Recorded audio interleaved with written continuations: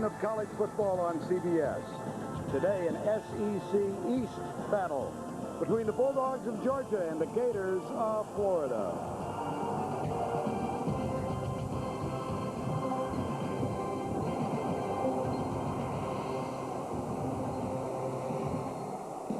It's been called for at least 50 years the world's largest outdoor cocktail party. 80,000 lucky enough to have tickets today.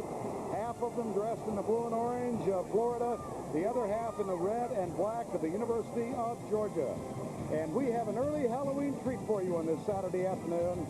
Another war between the states as Georgia takes on Florida. Both teams ranked in the top 15. Georgia with a 6-1 record, and the Florida Gators also at 6-1. Here come the Bulldogs.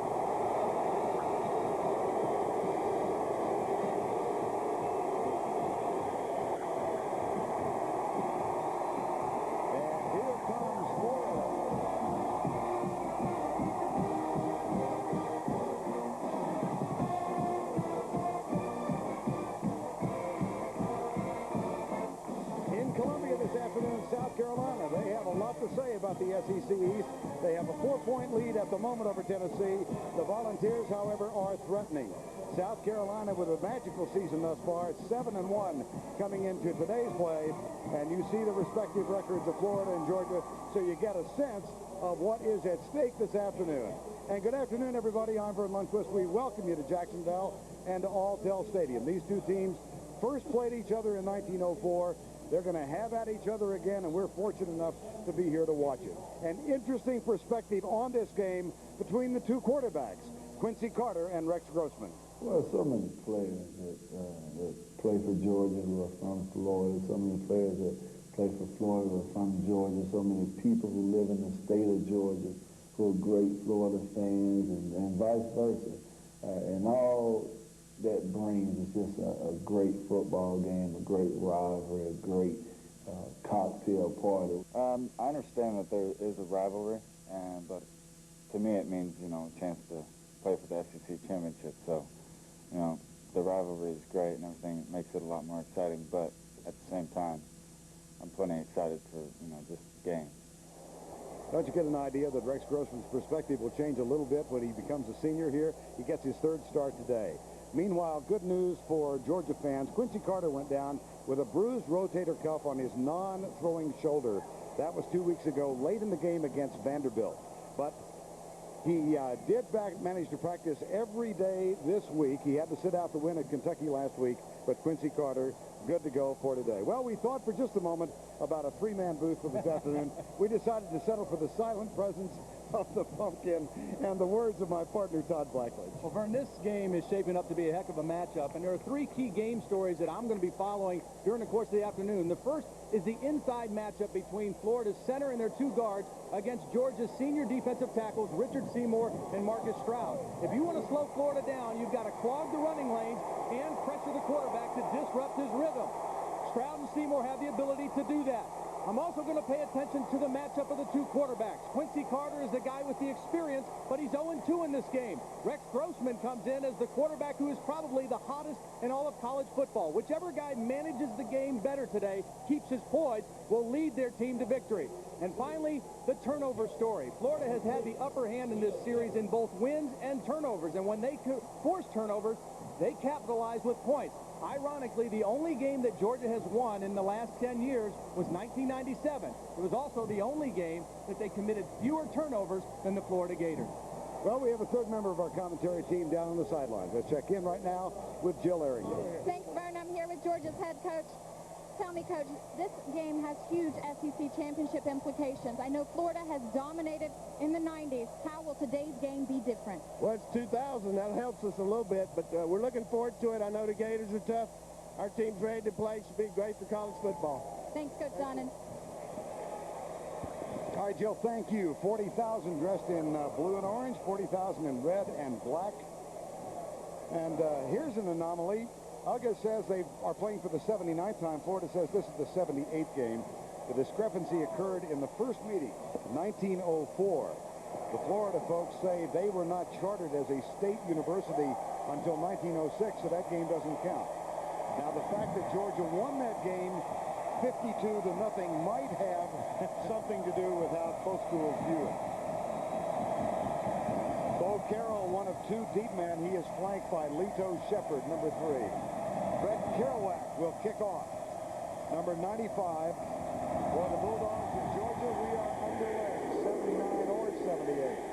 In the corner, out of bounds. Not the way Jim Donnan might have envisioned his team starting this game.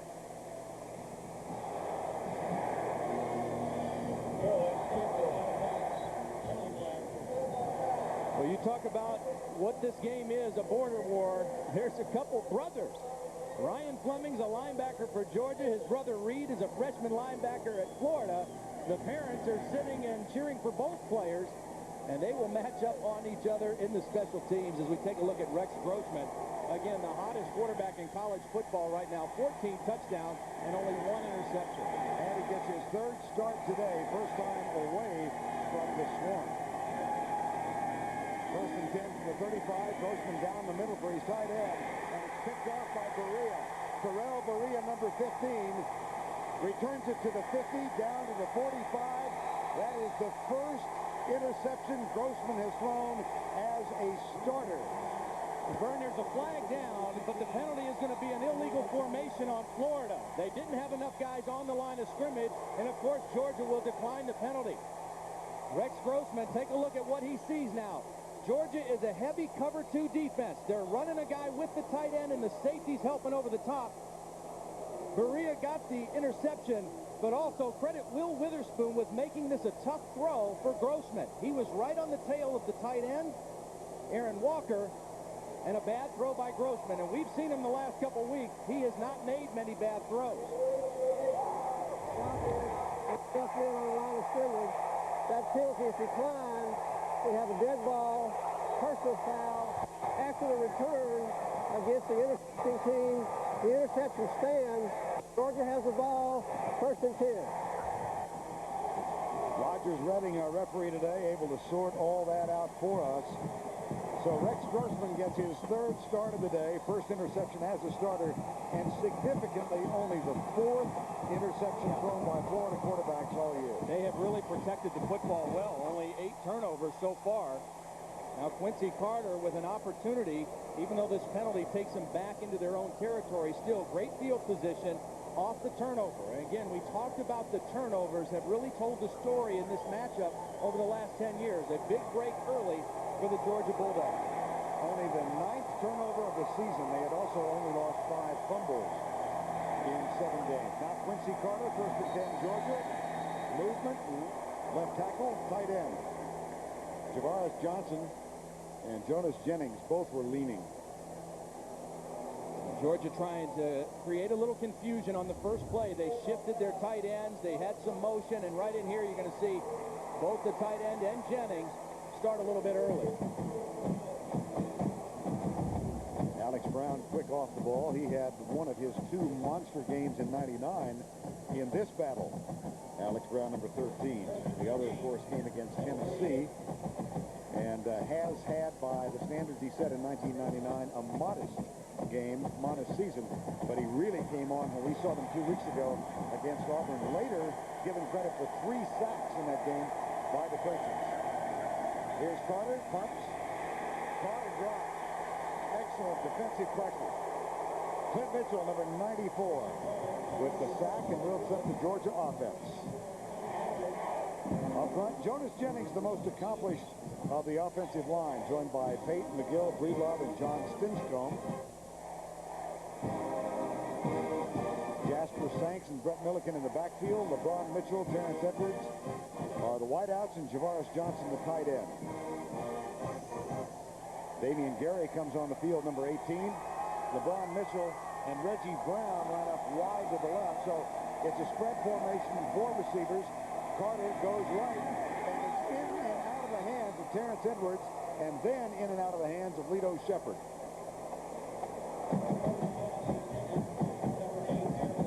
This looked like a pretty good throw by Quincy Carter. He looks off the safety, comes back to his favorite target, Edwards. It's tipped. The ball was tipped by an inside guy, and that's what caused the ball to go behind Edwards and then right to Lito Shepherd. One of the linebackers crossing in front of the play got a hand on it and changed the course of the throw. That gives Georgia a 3rd down and 20. Stunts by the defensive line. Mitchell gets pressure. Carter flushed out. Nice spin move. He is forced out of bounds at the 45. That's still 7 yards short of the first down, but a nifty 12-yard pickup by the junior quarterback. And let's go back to Tim Brando and get an update. Tennessee and South Carolina. All right, friends, very important game for both Georgia and Florida. Tennessee's Travis Henry culminates a 16-play drive by plunging in with 26 seconds left. 17-14 the final. The winner of your game, guys, controls its destiny in the East. Wow. Good comeback for Tennessee on the road. Good comeback for Travis Henry. Had a critical fumble there in the second half. Here is Jonathan Kilgo. Nice, deep, high punch.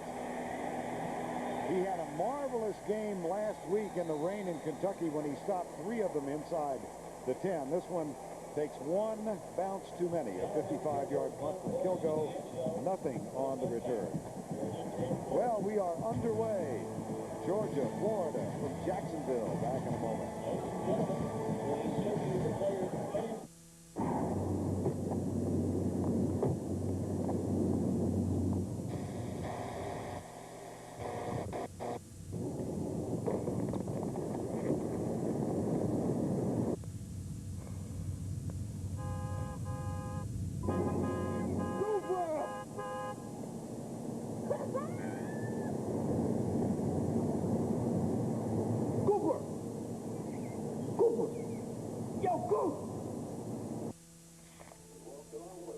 Want to start a family? Right now? I just got supplemental insurance. What's that? Aflac. Well, if we get sick, our health insurance won't cover things like lost pay or other expenses. This does. What's it called? Aflac.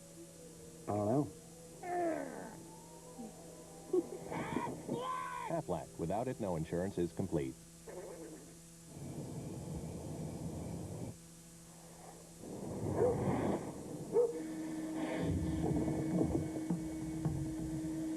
My turn. The power and performance of rigid wet dry vacs. Built so heavy duty, they carry a lifetime warranty. Like our 16-gallon vac that converts to a 210-mile-per-hour blower in seconds. And the Home Depot's got it for just $99 every day. Rigid. Buy it at the Home Depot. Check this out. It's the NetVista S40 desktop. It's got an Intel Pentium 3 processor, USB ports, cool design. And when you buy it at IBM.com, there's a call me button you can click, and within 5 minutes, a tech expert like Leon will call and answer any question. I'll be home soon. Yeah. Yeah. You know who I'll be? Walrus man. 450 megahertz should be fast enough. Well, maybe not Leon. My guys, the New York Jets, are the kings of the fourth quarter. Well, now they got to take on another comeback kid, Doug Flutie and his Bills. CBS Sunday. I'm so excited I can barely eat. Well, I can eat, but I'm excited. 13:34 to go, first quarter, second play offensively for Florida. Rex Grossman intercepted on the first offensive play of the game. Hagenbrook in motion, the handoff goes to Robert Gillespie, and he weaves his way out near the 28-yard line. Let's check the Gator offense, averaging 42 points per game. Pearson, Moody, Jorgensen, Hires, and Walker, the offensive line. And behind them, Gillespie gets the start again today. Rod Frazier, the fullback. Gaffney's having a splendid season. Rashay Caldwell, the tight end, is Aaron Walker. Second down and 2, an 8-yard pickup. Here's the handoff to Gillespie, who is popped. I believe that was Richard Seymour was the first man there, and then Kendrell Bell also filled the gap, number 37. Georgia's defense, anchored by the 2 massive tackles. Stroud and Seymour, both 6'6", 300. Grant and Millard on the outside. The linebackers, Witherspoon, Bell, and Gilbert. Third down and 1. The toss, Gillespie. Gets outside by Millard. First down, Florida at the 40-yard line. The tackle made by Jermaine Phillips. And we'll give you a quick look at the Georgia secondary. Jamie Henderson, Jermaine Phillips, Terrell Berea, who had the interception on the first offensive play, and Tim Wansley, the cornerback. Watch Josh Millard. He's thinking inside. Everybody on Georgia's defense is thinking an inside run. Good call by Steve Spurrier with the quick pitch outside. And Millard not able to chase down Gillespie before he gets the first down. Good play call. Grossman back. Will throw for the second time. Deep left side. Sales on him. Intercepted. Picked off by Jermaine Phillips. Grossman might have been popped. He is picked off for the second time in the ballgame. Josh Millard made up for his mistake the previous play. Got great pressure on Rex Grossman. Again, can you pressure the quarterback? I think that's the first time Rex Grossman has got his uniform dirty in the last 3 weeks. Watch the hit right there on Millard. And a very alert Jermaine Phillips there to collect the football. Watch the hit now. Grossman can't step fully into the throw. And the ball sails on him right to Jermaine Phillips. Prior to this afternoon, the only interception that Grossman had thrown was against Middle Tennessee State. He's now been picked off twice. Deron Haynes is in the backfield, and the handoff goes to Jasper Sanks, number 28. I think it is really important that Georgia gets something out of this drive off the turnover. That has been a problem for them, not being able to capitalize on the turnovers they've gotten in this series. 2 interceptions in the ballgame. They need to make that show for something. And Terrence Edwards comes off the field in the huddle. Now, he will be used at quarterback periodically. Not this time, however. Edwards comes wide to the left side. Quincy Carter,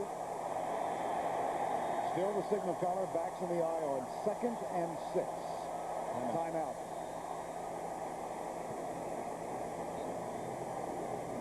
$11:23 to go in the opening stanza of this book. 0-0.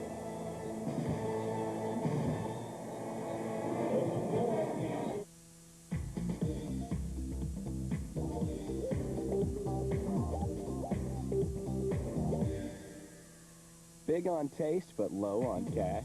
Try the new 99-cent BK Cravers menu from Burger King. 8 mouth-watering choices at an unbelievable price. Like the tasty chicken tender sandwich. Or zesty jalapeno poppers. Just 99 cents every day at Burger King, where you can get great tasting food every day. Got the urge?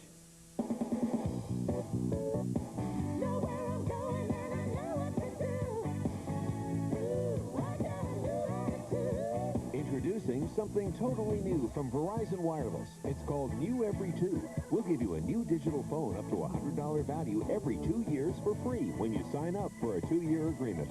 So you'll always have the latest in wireless technology. It's never been easier to keep up with what's new. New Every 2, only from Verizon Wireless. Join in.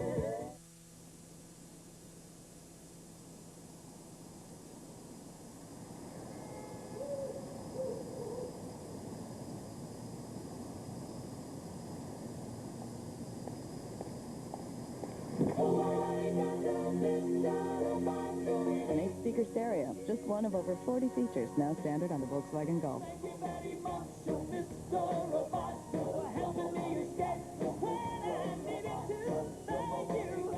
Ever wondered where's a cop when you need one? I'm instituting a new shift. You do this and morale will collapse. What do you think, the crooks are home watching their kids? All new The District, CBS tonight. Georgia with the ball for the second time first quarter after the interception by Jermaine Phillips. And they're looking at 2nd down and 6. The ball at their own 37-yard line. Double tight end set. Option play. Carter dodges to his right and is down at the 42.5-yard line. It appears about 2 feet short of the first down. Tackle made by Todd Johnson. Let's check the Gator defense. Had 2 really horrid games mid-season, but they've righted the ship in the last couple of weeks. Mitchell, Gurley, Warren, and Alex Brown up front. The linebackers are Natil, Travis Harris, the freshman, and Bam Hartman. And in the secondary, Lito Shepard, Todd Johnson, who's having a splendid season, Marquand Manuel, and Robert Cromartie, who missed the first 5 games of the year with an injury. 3rd and 1. Dive play, Veron Hayes Does not carry the ball all that often. That's only his 9th of the year, but he picks up the first down. Well, he's the short yardage guy. He comes in to run it. He also comes in to lead block. And this is a lot of one-back offense. But they bring Hayes in to play in the short yardage, and he got the first down. Well, Oklahoma lays a pretty good licking on Nebraska today, 31-14. Keep an eye on these guys right here, the two tight ends. Real weapons for Georgia. Draw play. Sanks, left side, and he runs into Travis Harris, the middle linebacker, and Todd Johnson, the free safety. Brought down by number 26, Jasper Sanks, who had a really terrific year last year, marred by the memory from a Georgia perspective of a couple of costly fumbles, one of them in this game. Yeah, in the fourth quarter, and they were driving and on the 16-yard line of Florida going in when he dropped the football. Take a look at his numbers from a year ago. And it's been more running back by committee for Georgia this time around. One of whom, Bruce Thornton, is in the deep back now. Gets the handoff and darts to the outside. He is the speed back, but Alex Brown did a nice job of getting down around the ankles and making contact. And Thornton with not much of a gain. Take a look at what Florida has done defensively. Struggled a lot the first 5 games. Have made a real improvement, particularly in stopping the run. Now, they're still at this point giving up 155 yards a game, but great improvement in their last 2 games, and it's directly related to tackling and not being on the field as long. John Hope, his team getting off the field much better the last 2 games. 3rd and 5. Blitz coming, 5-man rush. Here goes Carter. He's got the first. He's down at the 40. The tackle made ultimately by Marquand Manuel, but a pickup of 10, and they'll move the chain. This is what makes Quincy Carter so dangerous, is his ability to take a nothing play and make it into something. Good coverage downfield, but they don't cover the middle of the field. Watch the middle open up here as all the defenders run to cover people. Quincy Carter doesn't see anyone open, and he knows he's got a nice lane right through the middle of the field to scramble the football for an easy first down. Reggie Brown comes in at wide receiver, bottom of the screen. No, that's Brown in motion. Here's the option play. They went for the pitch man, and Carter is unloose. Out of the tackle. Down at the 21.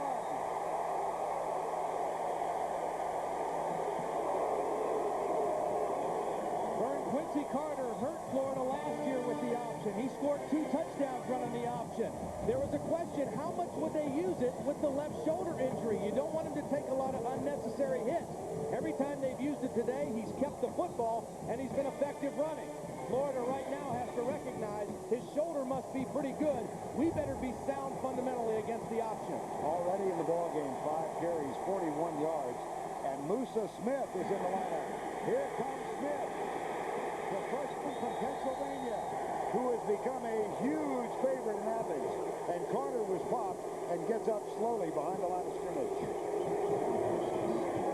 A 13-yard gain. Musa Smith 2 weeks ago thought to be lost for the year with a partially torn meniscus. Watch the hit right there on Carter. He's able to get the ball to Smith, and you see what they like about Musa Smith. He's a big power back, but he also has the speed to get outside. Kennard Ellis is the guy who hit Quincy Carter, but Musa Smith makes the play. There it is. I mean, when a quarterback comes down the line on an option, you got a free shot at him. You better take it. Gain of 13, he'll get the ball again. Stiffen as he gets to the 6-yard line. A gain of 2.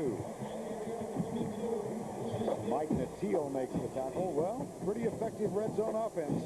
Yeah, the big key is, do you score touchdowns? And they've done a pretty good job. Close to 70% touchdowns when they get in there. And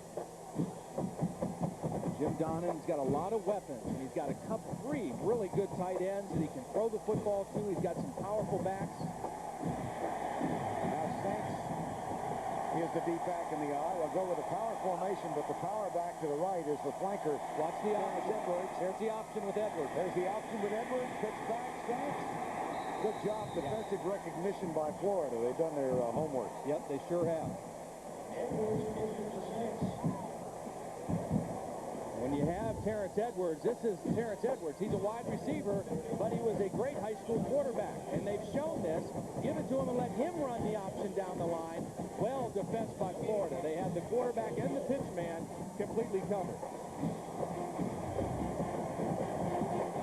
will bring up 3rd and goal. 10th play of the drive, scoreless. First quarter, we're halfway through it. Damian Gary, LeBron Mitchell are in. Keep an eye on Randy McMichael right here. There's Carter looking left, finds McMichael, who roughed it. Roughed it.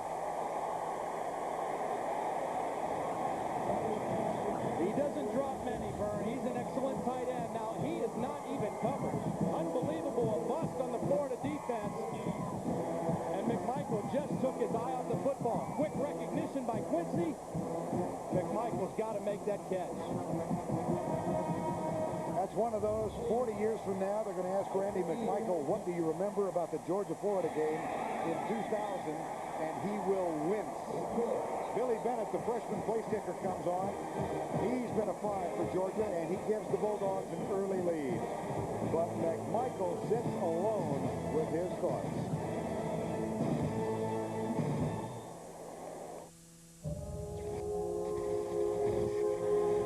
Do you remember anything after being scanned? A human was cloned. That human was you. Well, you cloned the wrong man. Don't do anything to destroy the evidence. And you are the evidence. Daddy? How do you know? He's not you, and you're not him. I know who I am. The Sixth Day, rated PG-13. Opens everywhere November 17th. Long Easy 316 Delta Bravo, flight at 25 hours. They get hired by companies like AT&T, GE, and Ford. They get training in over 200 real-world jobs. And they get it in the Army. That's right, the Army. Still getting dandruff flakes? Maybe the problem is your dandruff shampoo. Try Neutrogena T-Gel Intensive Anti-Flake Shampoo. Fights flakes 3 ways. It may not be your first dandruff shampoo. It will be your last. Neutrogena T-Gel, it works. Look! Enterprise Rent-A-Car. Ellie's renting again. And Enterprise picked her up again. She said Enterprise picks her up free. Free? Free. Now that makes renting easy. Pick Enterprise. We'll pick you up. I'll be telling you which teams are headed up top and which teams are headed downtown. I'll tell you why he's wrong.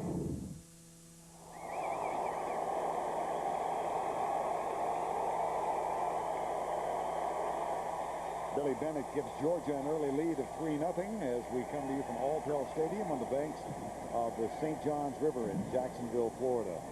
Better than 80,000 on hand again. Some happier than others. Well, I'm sure Jim Donnan thrilled to get the points, but as we've seen, you don't beat Florida with field goals. You need touchdowns to beat the Florida Gators. Kerouac will kick off for the second time. Last time it went out of bounds. He sends this one deep in the end zone where Lito Shepherd decides to return it. Looks like a pretty good decision. Marked out of bounds just short of the 30-yard line. The tackle made by Terrell Vieira. Well, coming up tomorrow, we continue our coverage of the NFL on CBS, a doubleheader for you. Many of you will watch the Jets going into town to take on Buffalo. Pittsburgh at Baltimore, Cincinnati at Cleveland. Jacksonville, my, how they are struggling. But they will go in to take the Cowboys on in the feature game in the second one. And it all begins with the NFL Today tomorrow at 12 Eastern time. Rod Frazier, number 40, is in fullback. Here's Grossman. Drills it. Finds his wide receiver, Rashay Caldwell. And that is out to the 38-yard line. Well, coming into this game, Rex Grossman had the leading pass efficiency rating in the country. He just qualified with the win over Auburn. He has made it look easy, Vern. I mean, he came in off the bench against Mississippi State and played well. He started the last 2 games against LSU and Auburn, and again, I don't think he even got knocked down in those 2 games. So already today, 2 interceptions, and he's been under a little duress. Jamar Gaffney in motion. Grossman looks that direction, finds Caldwell for the second time, number 17. There was Gaffney, number 10. Well, Virginia Tech at home against Pittsburgh. Let's get an update from Tim Brando. Vern, remember the outstanding wide receiver and punt returner Andre Davis is out for this game, so they're going to need a lot from Lee Suggs. His 15th rushing touchdown of the season. Frank Beamer's up 7. Of course, they get Miami, don't they? Yes, indeed, Tim. They do get Miami next week. First down and 10. Grossman, draw play. Gillespie darts to his left. Picks up a little speed. Steps out of a tackle. Cap Burnett, number 23. Gillespie with a nice run and a gain of 21 yards. If you want to run the football against Georgia, you got to take care of these inside guys. Watch the middle open up as Gillespie's able to cut it back. Nice block on Jonathan Sullivan. He's the freshman defensive tackle in there right now, giving Marcus Sprout a break. And they picked on the freshman that time. Robert Gillespie, he and Graham have been the featured backs this year, but they have struggled on the ground. 93rd in the NCAA annals for the year. Play fake, Grossman, down the middle, has a man at the 5, Gaffney strolls in. Welcome home, Jabbar Gaffney. He grew up in Jacksonville. And for the 11th time this season, the redshirt freshman connects with the redshirt freshman. Well, Henderson is going to play a man-to-man and knows he has help over the top, but he gives too much separation. He allows Gaffney to get too far away from him, and then Gaffney just eludes a couple poor tackles by Georgia. That was too easy for Rex Grossman and Jabbar Gaffney. Got to tighten up that coverage. Jeff Chandler will add the extra point. Oh, no! Are you kidding me? The all-time leading scorer in Florida history missed a couple in the first game this year and absolutely shanks one left.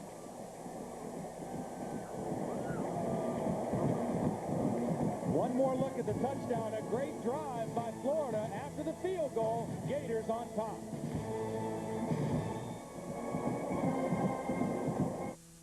Guaranteed low prices at the Home Depot mean that you can be confident that you're going to walk into our store and find the best price in town. If you find a better price anywhere else, we'll beat that price.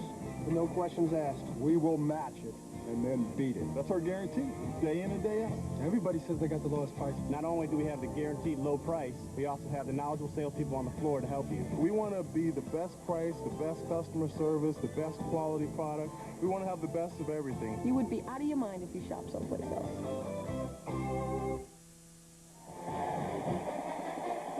Jabbar Gaffney grew up in Jacksonville, played for Raines High School. The only other time he's played on this field, 1991 against Ribault when he was in the 9th grade. But the celebration short-lived with the shanked extra point by Jeff Chandler.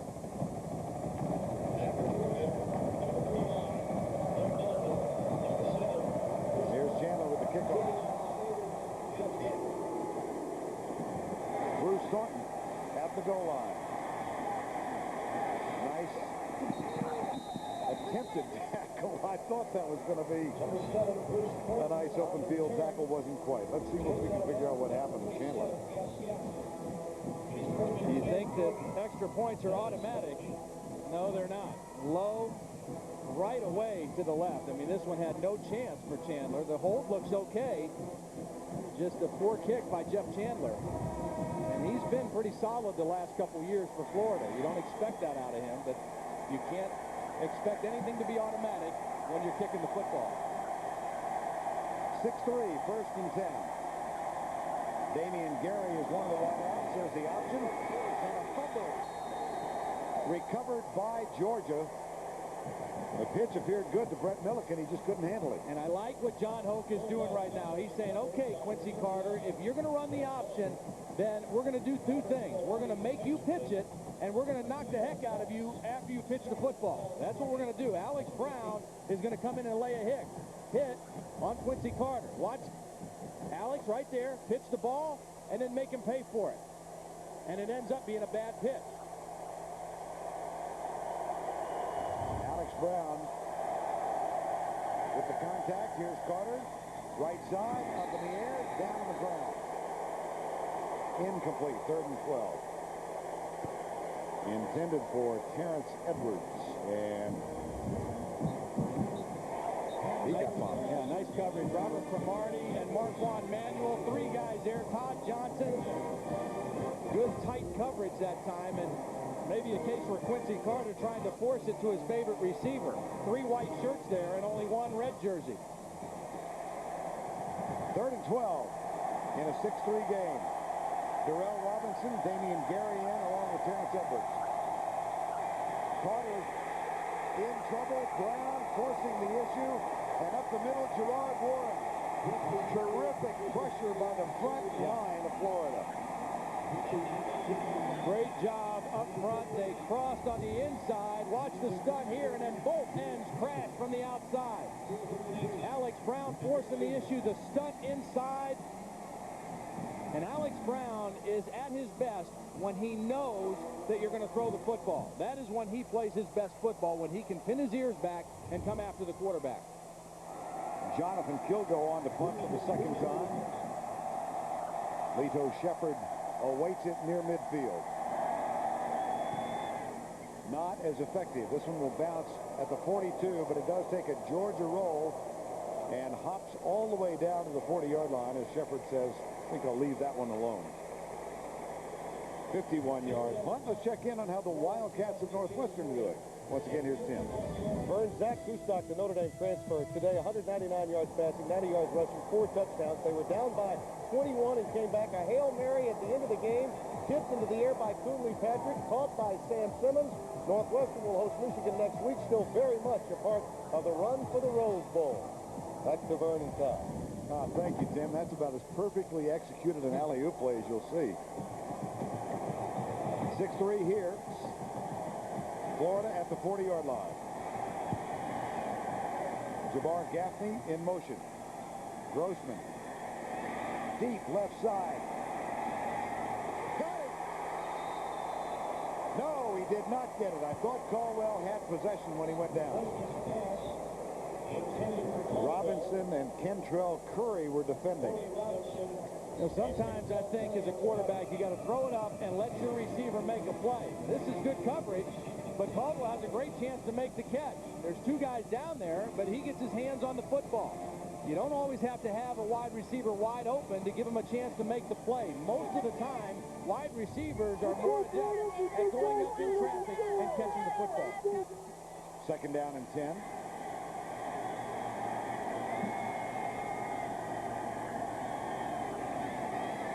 Grossman flips it out for Gillespie, and he motors out to the 50-yard line. That appears to be just short of the first down. Bell with the tackle. Test your sports knowledge.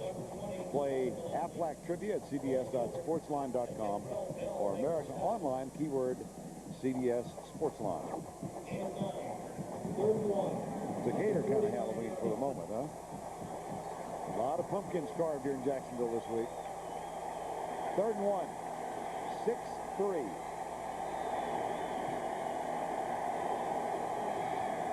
Cross to Gillespie.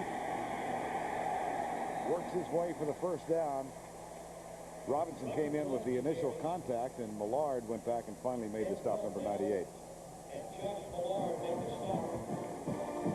Well, this has been kind of spooky in October for Georgia and Jacksonville.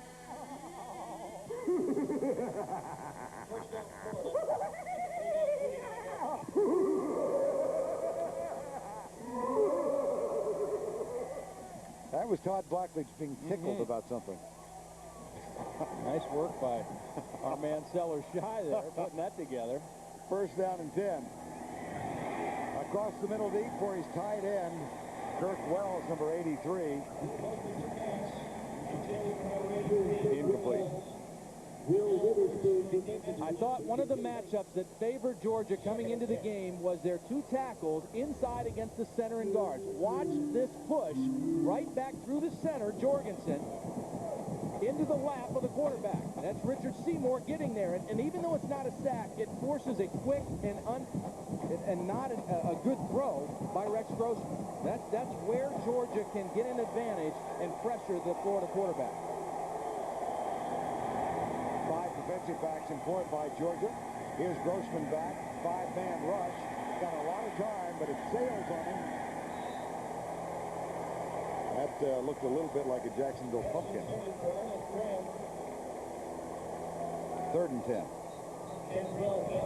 Take a look again now. This time, Florida does a little better job. They're a little firmer in there. The 2 guards in the center. Nice job on Stroud and Seymour. But Grossman, nowhere to go with the football because of the good downfield coverage. Jim Donnan thought Rex Grossman would be affected by this crowd. Do you sense that at all? I think it's different. You know, he's played 2 games as a starter, and they've both been in front of 85,000 of his best friends. So this is a little different environment, even though it's not a true road game. Timeout, Florida.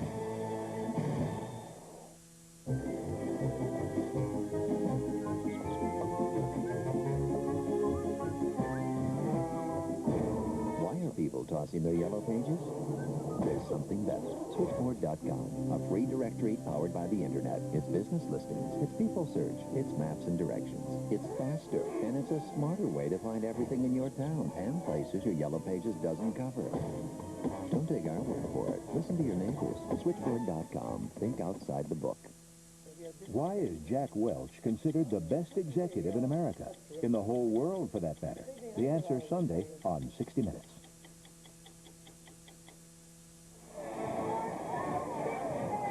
This game first played in Jacksonville in 1933. Moved here because of the Depression. It was thought that people could get here via train from both Athens and obviously from Gainesville. It became a mainstay here. Has been played in this so-called neutral site every year since 33, with the exception of 2 years when the Gator Bowl was renovated and reemerged as Alltel Stadium. You know, I was on campus in Athens on Thursday, wanted to get a feel for the flavor, the excitement, and there was nobody there. They called school off on Thursday and Friday so everybody could get down here early. 5 defensive backs in for Georgia again. Out of the shotgun on 3rd and 10. Grossman deep, has a receiver open for the first down at the 15-yard line. The catch made by Jabbar Gaffney, his second of the ball game. The first went for a touchdown. Nice job by Jabbar Gaffney finding the hole in the defense. Little combination route. Here he comes now. He reads the zone, sits down right in between the coverage, and Grossman on target with the football. Again, these two have a great feel for each other. It started last year on the scout team together. It's carried over through the summer and certainly over the last month of the season. First down and 10 at the 35. Pressure, Grossman steps up, goes deep for Taylor Jacobs in the end zone. The catch made out of bounds. Now let's take a look at today's Army Heritage. The festivities for the annual Georgia-Florida border war started Thursday evening and haven't stopped. It was dubbed the world's largest outdoor cocktail party in the mid-50s by Florida Times-Union sports writer Bill Castell. The unofficial name stuck when used again by Sports Illustrated's John Underwood in 1966. Georgia fans take the festivities so seriously. As Todd said, the school was given a couple of days for their fall break to coincide with the game. 2nd and 10. Across the middle again. Catch is made at the 25. There's a real chess match going on today between Steve Spurrier and his offense and Gary Gibbs, the new defensive coordinator for Georgia. There he is right there, former head coach at Oklahoma, out of coaching for the last 5 years, longtime friend and former colleague of Jim Donnan, and right now he's got to try to figure out the best way to slow down this Gator offense. 1 blitz so far today. That's not his style to blitz, but he may have to go after Rex Grossman a little more. First down and 10 after the 11-yard gain by Gaffney, and Gillespie stopped behind the line at the 28-yard line. Well, these two, Jim Donnan and Gary Gibbs, were assistant coaches in 1985 under Barry Switzer when the Sooners won a national championship. By the way, the fella just to the left of Jim Donnan, Lucius Selman. Yep. There's a few of those Selman guys, good football players that went through Oklahoma. Boy, those Sooner teams were good. Man, apparently they are again. Yeah, you're right. Big win for them today. 2nd down and 14. Here's the toss to Gillespie going left. Gets into the secondary. Tackled at the 21-yard line by Jermaine Phillips. You know, one of the things I'm really impressed with about Seymour and Stroud is watch how they run to the football. They don't take a play off. Seymour is double teamed here. He can't make a play on the initial point of attack, but watch him continue on the play and run down to get involved in the tackle on Gillespie. That's a 6'6", 300-pound guy running to the football. Florida leads it by 3. They've got a 3rd and 5 with 21 seconds to go. First quarter. Grossman tipped incomplete. Berea was defending, and Millard was pressuring him. Second blitz of the game, and a well-timed call by Gary Gibbs. They brought pressure. Pressure's going to come from the outside, and watch, it forces a little bit of a quick throw. They get in the face, a little extra pressure, and Grossman not able to make the accurate throw. Seymour and Stroud in there, Millard in there. Pressure the quarterback, disrupt his rhythm. They did it that time. Jeff Chandler, whose family probably has conflicted feelings. His dad was a track man at Georgia and the all-time leading scorer for Florida, makes amends for the shanked extra point. He knocks home the field goal from 37 yards.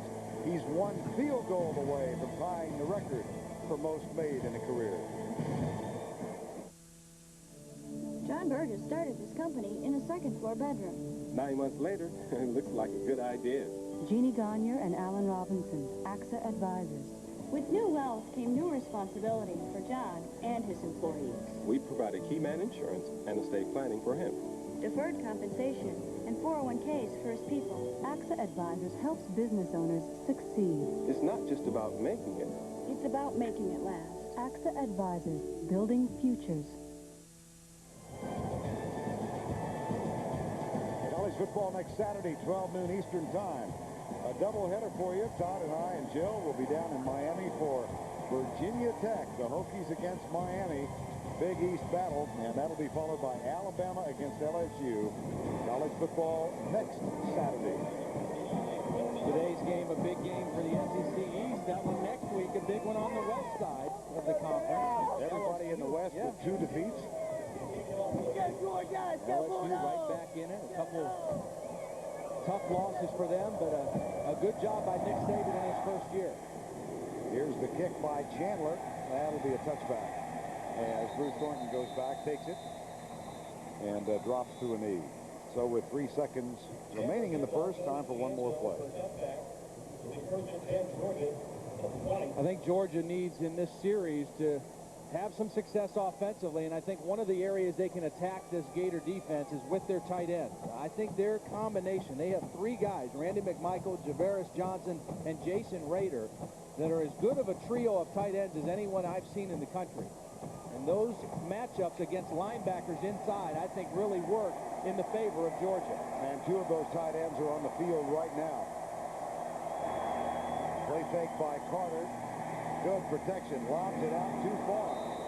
It was intended for McMichael, who cut in to his right, and Carter threw it over his outside shoulder. That is the end of the first quarter in Jacksonville. With the score 9-3, we'll return to Alltel Stadium right after this message and this word from your local station.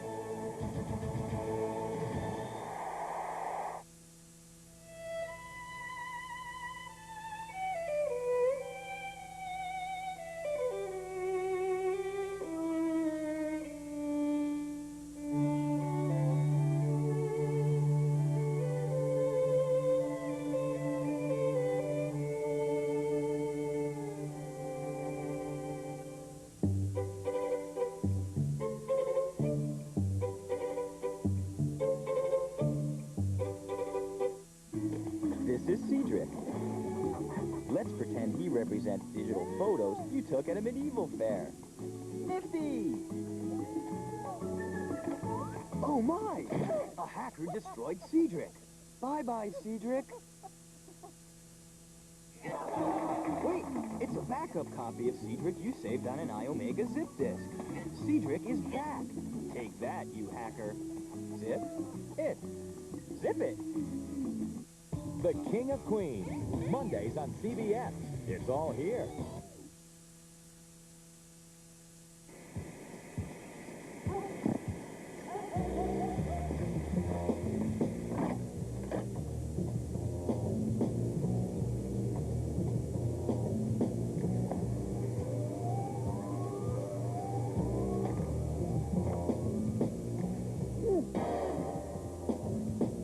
Keep your minutes fresh with Bell South Rollover. Only our unused minutes roll over to the next month. We also feature Ericsson digital phones, now at your Bell South Mobility. Wake up to Hardee's.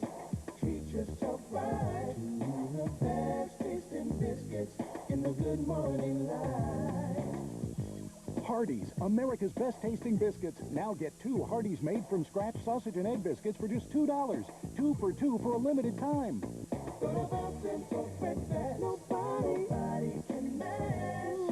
Biscuits are Hardee's. Made fresh from scratch, just like Mama did.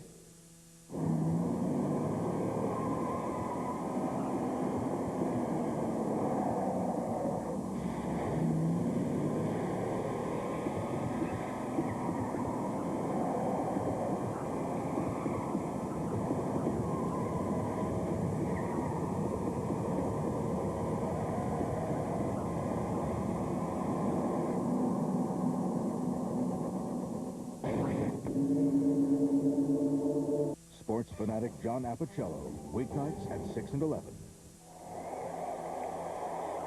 There's a good look at UGA 6. UGA. And we begin the second quarter. Here's Carter back to play. Pass incomplete for Javaris Johnson. That's going to bring up a 3rd down and 10, and Carter is down. Well, they have made it a point. Well, he's taking a couple of hits running the option. This time the pocket collapses, and it's Bam Hardman that gets the lick on him. And right now, the Florida defense playing downhill against the Georgia Bulldogs. 2 weeks ago against Vanderbilt, Carter injured his left rotator cuff, bruised it late in the game on this run to the right side. That injury forced him out of the game in Kentucky last week. The former walk-on Corey Phillips came on through 400 yards and 4 touchdowns. Yeah, Corey Phillips was remarkable, and Quincy Carter is still down. Watch the pocket collapse on the inside. The tight end just is trying to hit and then release, and that's where Carter's going with the football. It was a double hit. It was first by Hardman, and then Kennard Ellis got him when he spun around. And Ellis got him on that left shoulder again. Corey Phillips, who grew up 70 miles from Athens, got his first start ever last week against Kentucky and was terrific. Had a poor first quarter, but after going 1 for 5 to start the game, he was absolutely superb. Yeah, and he was down in a hole, 13-0 on the road, and then he got it going. And did he ever get it going? 400 yards passing. His receivers made some nice plays with short catches and turning them into big plays. But he hung in there, took some hits, and made play after play, particularly in the second half, as Georgia clawed out the 34-30 win. Quincy Carter walking unassisted to the near side. And Corey Phillips, the walk-on, is in the cockpit.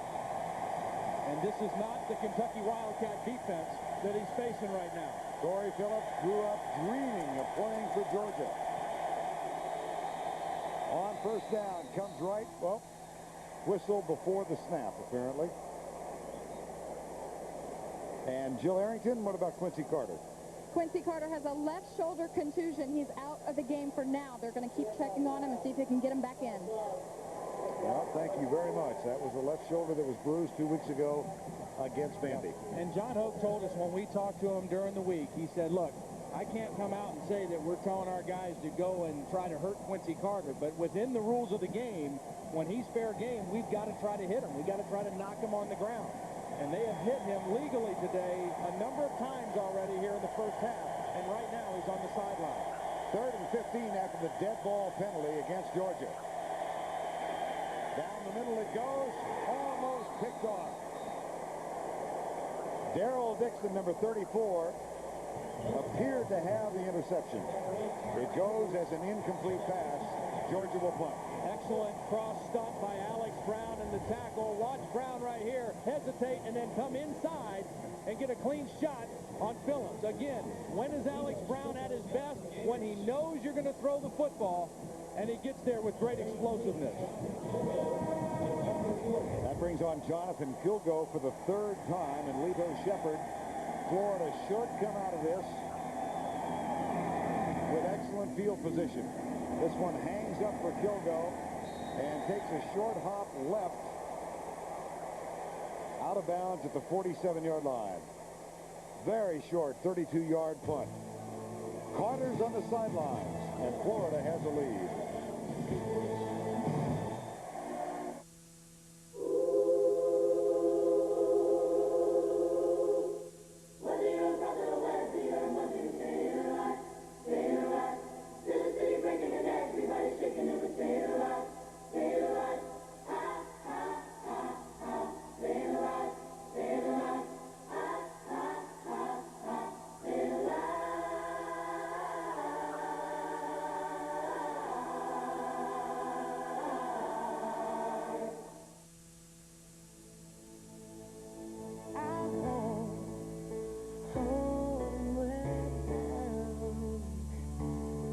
I was home, home where I'm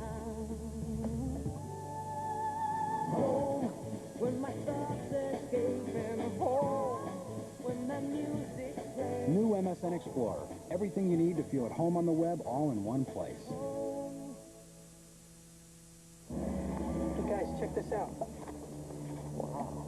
How do you think it got here? I don't know. What do you think we should do with it? We can't leave it here. Oh, is it dead? I don't know. See if it's cool.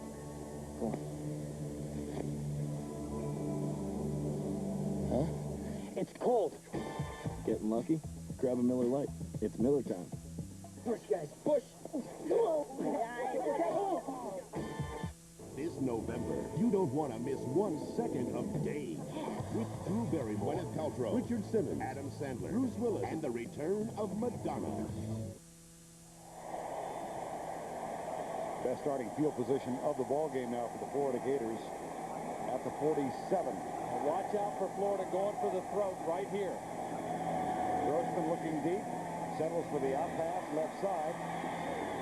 And the catch is made at the 45-yard line. A modest gain, the pickup by Ernest Graham. But the big news, of course, Todd, right now, the condition of Quincy Carter and what Corey Phillips can do as long as he's called upon. Yeah, well, Corey Phillips, you know, the greatest job in America, whether it's college football or pro football, is being a backup quarterback. And right now, it looks like Corey Phillips is going from being the backup to being the guy again for the Georgia Bulldogs.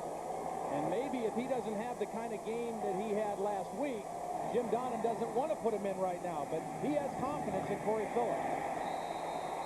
Ball is slipped to Graham. He goes to the 43. Well, we have seen repeated hits on Quincy Carter. Here's what happened to Phillips on his first pass play. Yeah, if he wasn't ready for the speed of the game when he trotted on the field, he certainly is now with that first hit.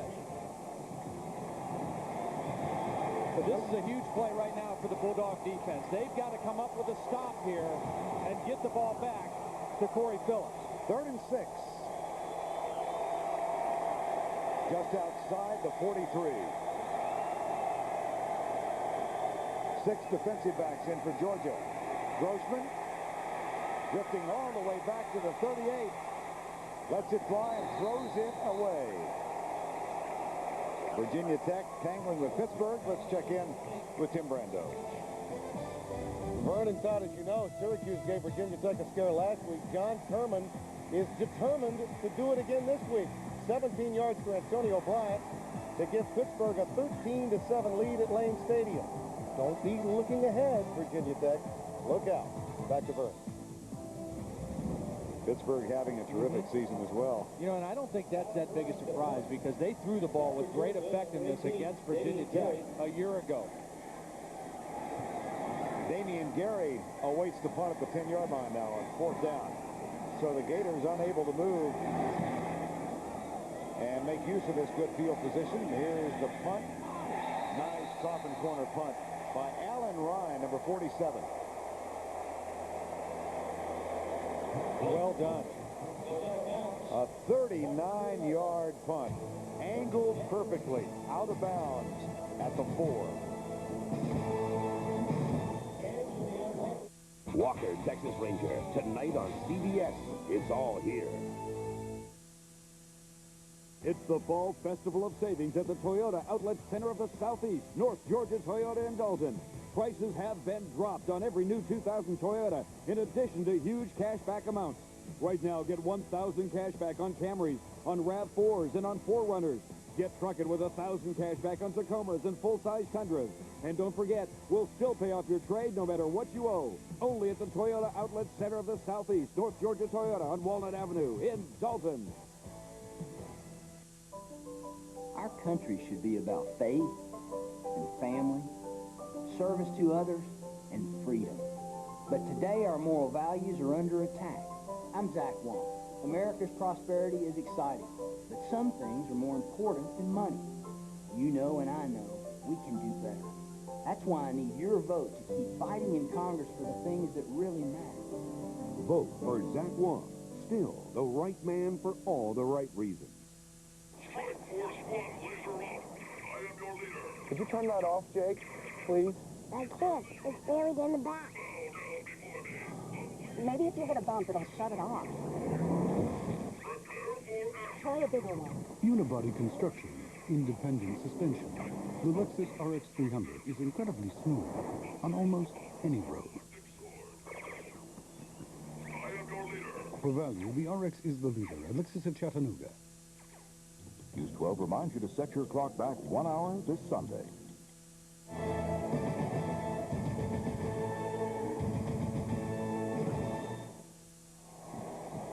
On a warm day in Jacksonville, some dogs get treated a little more coldly than others.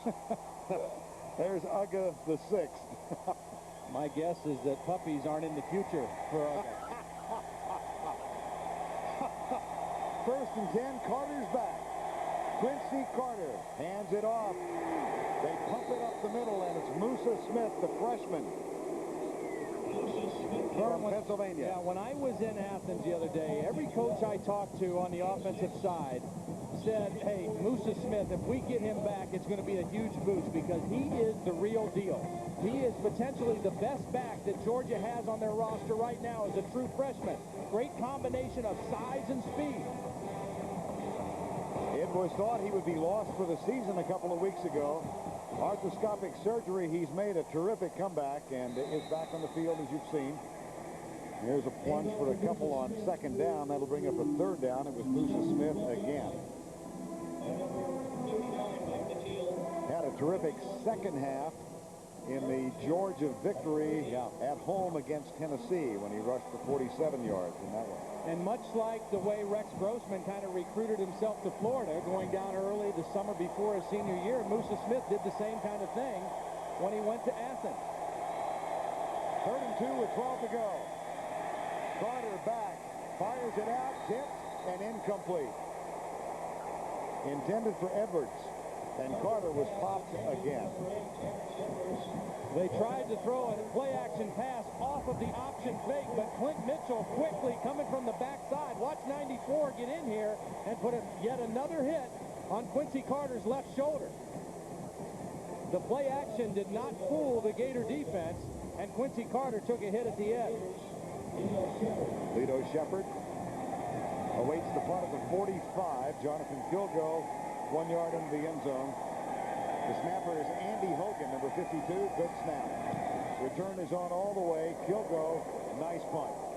And the fair catch taken by Lito Shepherd, who gathers it in at the 43-yard line. Lito Shepherd for the fair catch at the 43-yard line. 11:45 to go first half. Florida by 6.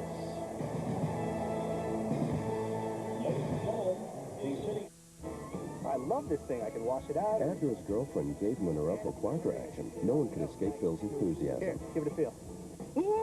Money, Norelco Quadra Action has satisfied 99% of the guys who've tried it. Norelco, put it to the test. They were a dream team, determined to go for the red.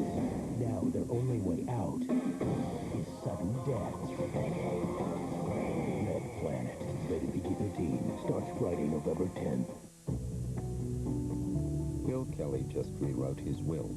To his wife, he'll leave 2 homes and his investment portfolio. He'll leave other assets to his children. All his beneficiaries are his. All except the IRS, who could get 2/3 of everything.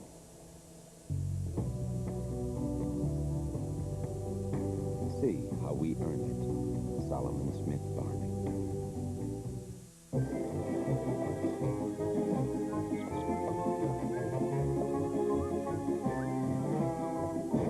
Why are people tossing their yellow pages? There's something better. Switchboard.com, a free directory powered by the internet. It's business listings, it's people search, it's maps and directions. It's faster, and it's a smarter way to find everything in your town and places your yellow pages doesn't cover. Don't take our word for it. Listen to your neighbors. Switchboard.com. Think outside the book. Tim Brando in New York. And coming up on the AXA Halftime Report, Spencer now will get you caught up on a big day. How's this for big? R.J. Bowers of Division III Grove City had 128 yards rushing today, one shy of 7,000 in his career. That's the all-time leading rushing mark. Now back to your game. All right, Tim, we've got a sellout crowd at Old Hill Stadium in Jacksonville.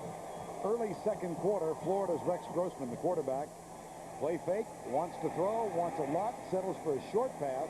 The catch is made out of the backfield at the 45 by Ernest Graham. We check in with Jill Arrington. Today's Georgia-Florida rivalry, there are several players on opposing teams that played together in high school. Georgia's Quincy Carter and Florida's Travis Harris played together at Southwest DeKalb High School in Georgia. And Georgia's DeJuan Green and Florida's Jabbar Gaffney and Lito Shepard played together right here in Jacksonville at Rains High School. So you better bet there's some guys out there trying to prove something on the field today, because this border war is very close to home. All right, Jill, here's a reverse. And Rashay Caldwell gets the handoff from Grossman. He tried to lateral it back, or it was stripped. I can't believe he would have tried to lateral there, but the ball is loose, and it appears Florida recovered. Yeah, that was just stripped out. It was Jermaine Phillips who got his hand on the football and pulled it out. And Robert Gillespie came up with it. Watch Jermaine Phillips just rip the football out of Caldwell's hands, and then Gillespie alertly falls on the loose ball.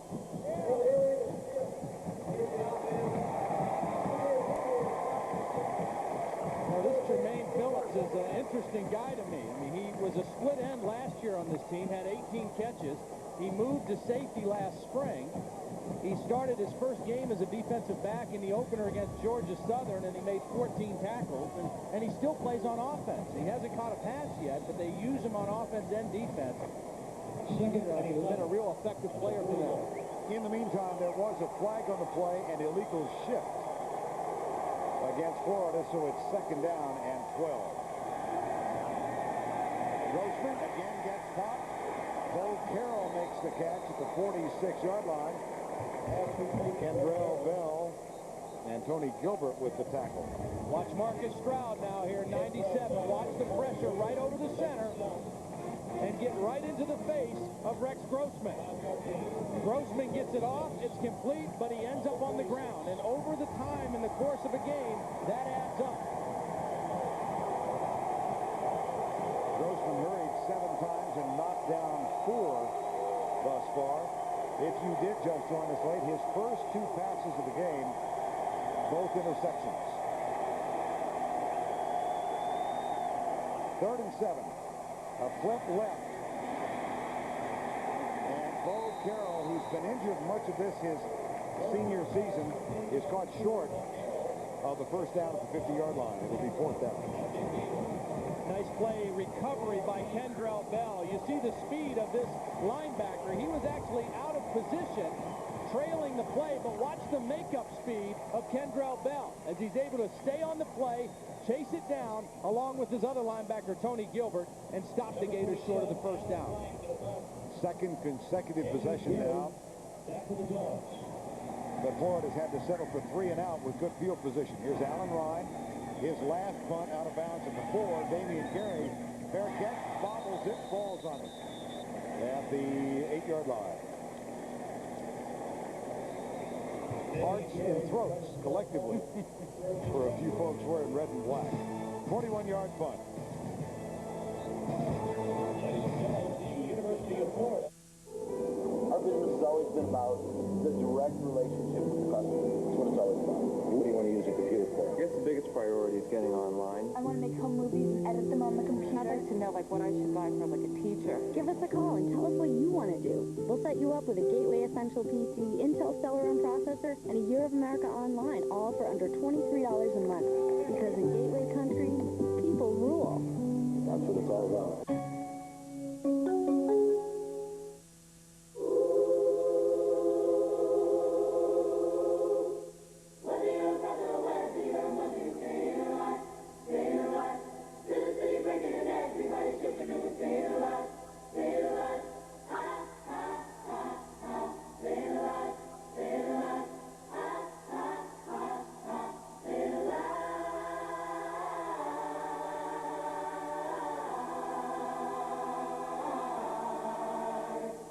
Well, we build marine winches here and marine deck equipment. My boots, they're very important. I got to walk around all day in them. They better be comfortable and they better be right. These are my feet. You have to have the equipment to match the environment. Bottom line. Wolverine DuraShocks, the world's most comfortable boots, guaranteed. We're not talking about a new kid on the block here. Wolverine's been around a long time. I got enough hard work to do here in a day that I don't need my feet hurt. You never know who's going to show up on the NFL Today. Sundays on CBS. Welcome back to Alltel Stadium. We've got Florida 9, Georgia 3. An update on Quincy Carter. I just talked to the medical staff. They say it's just that shoulder contusion, but he wants to stay in the game. The coaches keep asking, are you okay? He says, yes, coach, I want to play. So he's back out there.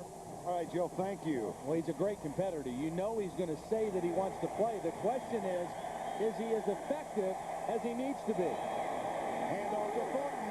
He's the speedster, and he rolls out to the 32-yard line.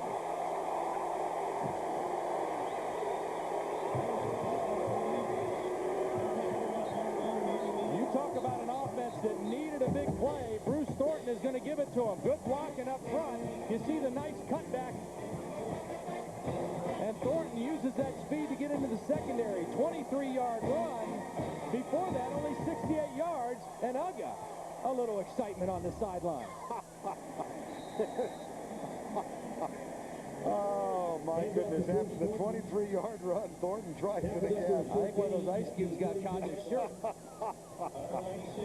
Obviously affected by that Thornton run. 9-3, second down and 9. Thornton's longest run of the season. You know, Vern, Georgia has a great collection of skilled players, probably the best that they've had in a long time. So far today, Quincy Carter has not completed a pass. They don't have any throws to any of their playmakers. Terrence Edwards. Second and 9. Here's Carter. Little slant pattern. You prognosticator, you. Got to get him involved. Carter's pass complete to number 8, Terrence Edwards. Tonight on CBS, he's a police chief who doesn't believe in cutting down crime. He believes in ending it for good. Craig T. Nelson stars in an all-new episode of what viewers are calling the best new drama of the year. It's The District, tonight on CBS.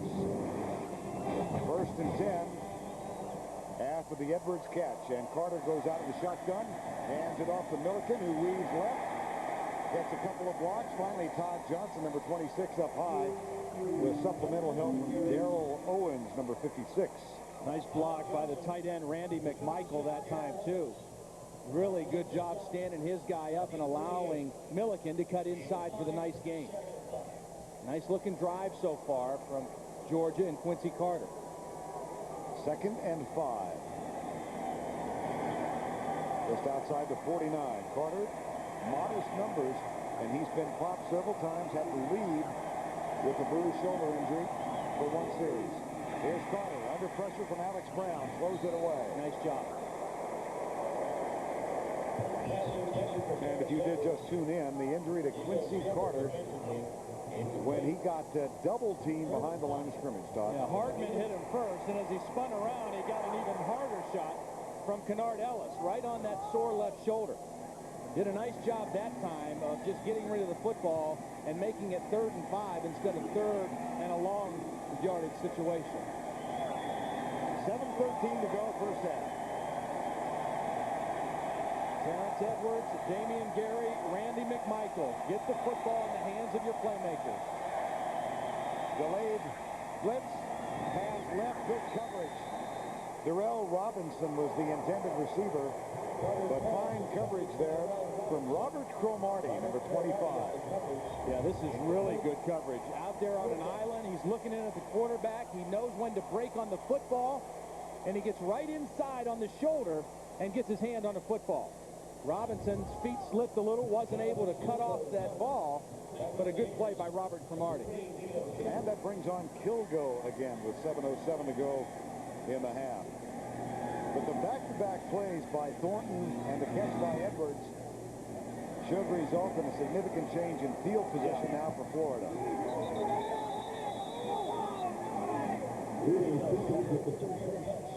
And you have to wonder just how this defense can continue to hold up. You had the feeling that Georgia is just hanging on right now, only down by 6, but their defense made some plays. I look forward each week to hearing you say, Aflac. Thank you.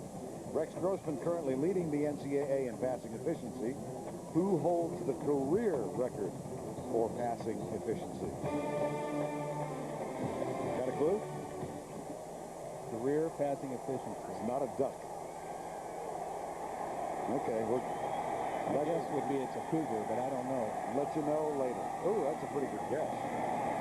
Up the middle, Robert Gillespie back in the Florida backfield. Rex Grossman intercepted just once this season before he threw his first pass today. This was the opening offensive play of the game. Yeah, good pressure inside, a little overthrow, and Vieira, the safety there for the collection, and then another overthrow, this time Jermaine Phillips with the interception, and it's all the result of pressure. You can't imagine how easy it's been for Rex Grossman the last 2 games, mostly because there was no pressure. Play fake, gives him time, that's tipped away. Nice defensive play, intercepted. Picked off by Tim Wansley. Wansley weaves his way to the 5 and has the ball. First and goal, Georgia. Jamie Henderson made the play for Tim Wansley, the benefactor, with the interception.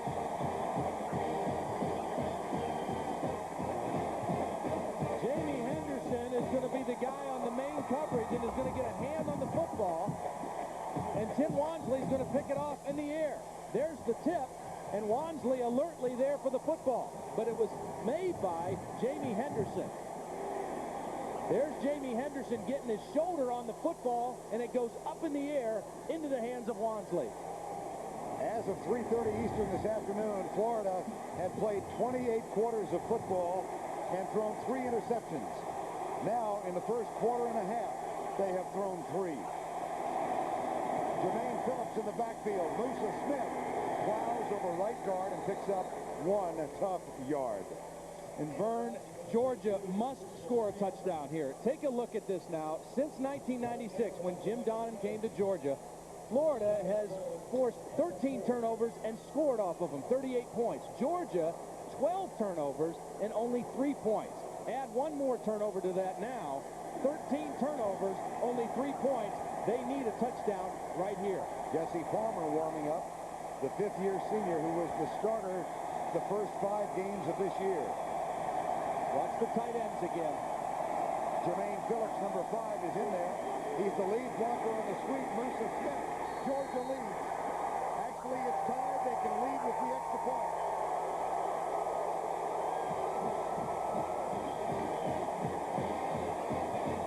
I told you Jermaine Phillips does a little bit of everything. He plays free safety. He plays wingback in the goal line situation. And watch him as a lead blocker here, getting out in front of Musa Smith. The fullbacks out there. Here they are. Haynes and Jermaine Phillips providing an escort for Musa Smith to the corner of the end zone. Now Georgia leads.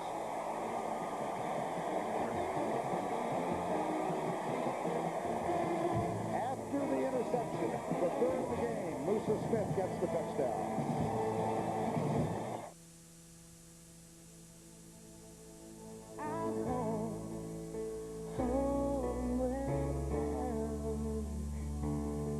I was home where bound,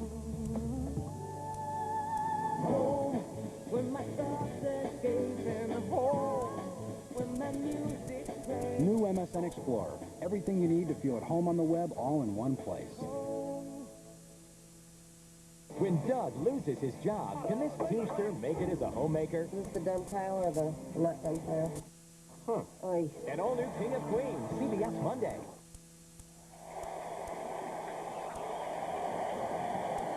Rex Grossman, Jesse Palmer. There's the redshirt freshman to the left. The fifth-year senior just behind Steve Spurrier. Might he make a change? He might. I mean, he told us this week, he said, hey, Jesse's had a great week of practice. Rex knows he's in there right now because he's been playing well. Well, he's struggling a little bit here in the first half. They both have their helmets on. Jesse's is double buckled up.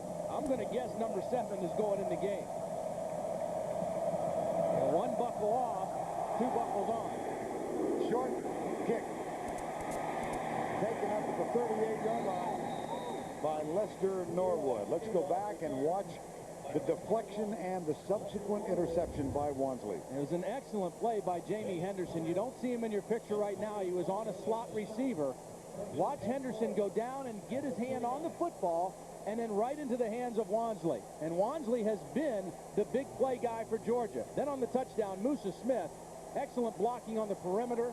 Nice block by the tight end Raider, and Jim Donnan finally gets a touchdown off of a turnover. Jesse Palmer is in at quarterback. There's the pitch, Gillespie. He goes right. So a chance for redemption for Jesse Palmer, who by all intents and purposes has handled his bench time very, very well. And he's done the right things in terms of continuing to prepare like he is the starter, to continue to practice well, to do all the right things, to cross all his T's and dot all his I's in terms of preparation. And now he's back in the game with a chance to get his team back on top. 2nd down and 4. Loose ball. Georgia's got it. That's 4 first-half turnovers. Now I'm going to tell you, Vern, this is a bad exchange between the center and quarterback, and you watch, it's the pressure from Richard Seymour. It's a new center in the game. Aaron Deal is in, not David Jorgensen. It was not a clean exchange between Deal and Palmer. And Will Witherspoon is the guy who's going to come up with the football. But pressure inside by Georgia forces another turnover. First fumble loss.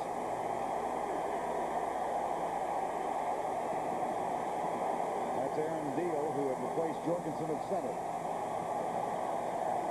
Double tight end set for the Bulldogs at the Florida 42. Fake toss.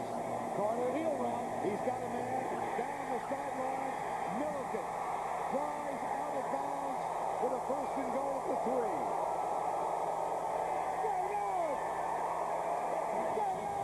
Perfect time to call this play. They got Florida on their heels. They fake to Milliken, show bootleg, and then throw back on the wheel route. Here's Milliken. He's going to come out and down the sideline, and the quarterback's going to come this way on the bootleg. They forget about it. They think they're just faking to him. Nobody picks him up out of the backfield. And Quincy Carter right where he needs to be with the football. You got a guy wide open, throw it right to him. Don't lead him. Don't try to make the perfect throw. Get him the football.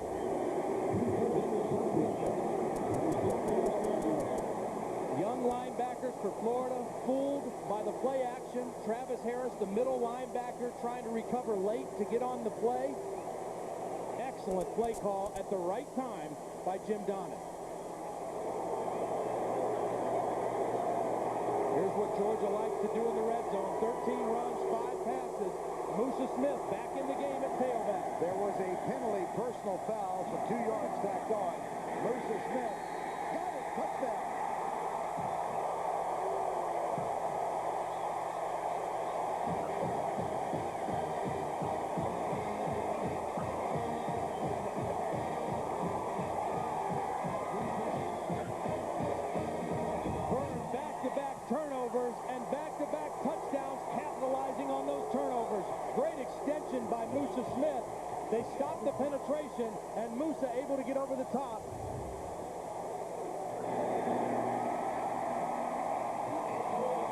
This extra point is up and good.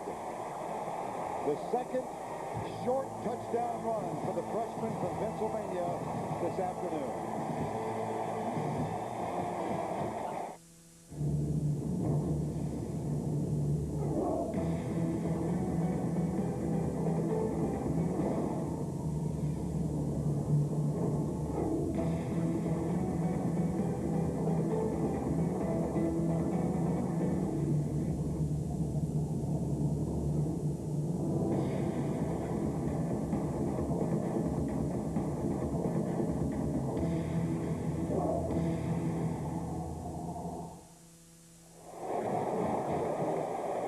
Georgia has lost 9 of the last 10, but they lead 17-9. Grossman and Spurrier, and inexplicably the turnovers. I mean, this is a team that Florida, that is, coming into today, second in the country in turnover margin. They were plus 16. And only committed 8 turnovers all year. And they've done half of that here in the first half against the Georgia Bulldogs. And credit a lot of people right now. Gary Gibbs for keeping this game close with bad field position. And then Quincy Carter gutting it out. He's banged up, he's hurt. He's still in there, and he made a huge play that time, throwing to Milliken. Bo Carroll, one of 2 deep men. Lito Shepherd, the other, from Florida. 17-9. Here's Brett Kerouac, who will kick off for the Bulldogs.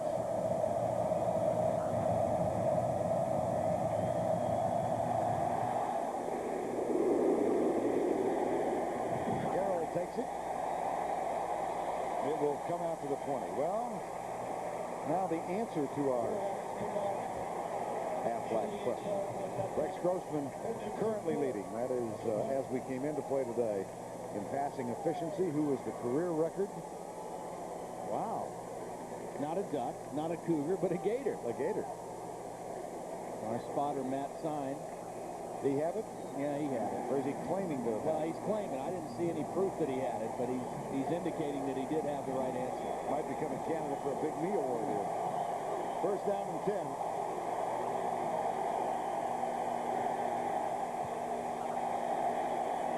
Stops by the defensive line. Palmer flips it out. Nice open field tackle.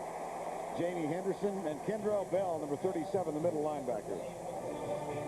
Well, the last Georgia victory in this series, the only one of the decade of the 90s, in 97. Robert Edwards rushed for 124 yards and 3 TDs, including a game clincher of 37 out, as the Bulldogs broke a 7-game losing streak in that game. That's Jim Donovan's only victory to date. And Vern, remember, in that game, 4 turnovers by the Florida Gators. Play fake, Palmer goes right, incomplete. Right now, right now, this game is going the way that Gary Gibbs wants it to go, because what he can do is play a little more zone now, rush with his big front 4, and then make the quarterbacks of Florida, whether it be Palmer or Grossman, see if they'll be patient. They're behind, see if they'll be patient and dump it underneath and throw short. They're getting a good enough rush with their front 4, they can play that kind of zone defense. On third down now, defensively, Georgia goes with 6 defensive backs. Kendrell Bell rushes from the outside. Linebacker got it.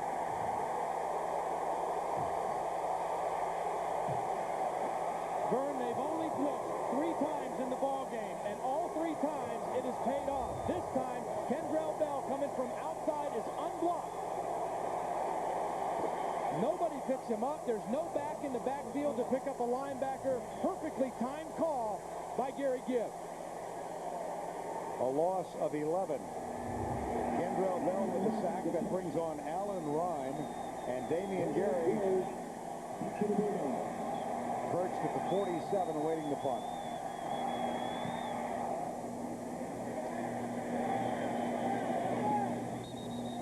Gary grabs it out of bounds at the 37-yard line. 49-yard punt and nothing on the return. Well, coming up at halftime, Tim Brando, Spencer Tillman with our AXA halftime report. They will update you on all of the significant activity today. You know, Vern, if I'm Jim Donnan, I'm thinking, let's try to get more. I mean, let's not get complacent at all. We've got Florida on their heels a little bit. Our defense is playing outstanding. Let's keep the pressure on. Let's try to put another touchdown on the board to go into the locker room with, because you don't beat Florida with field goals or by playing conservatively. First and 10 at the 38.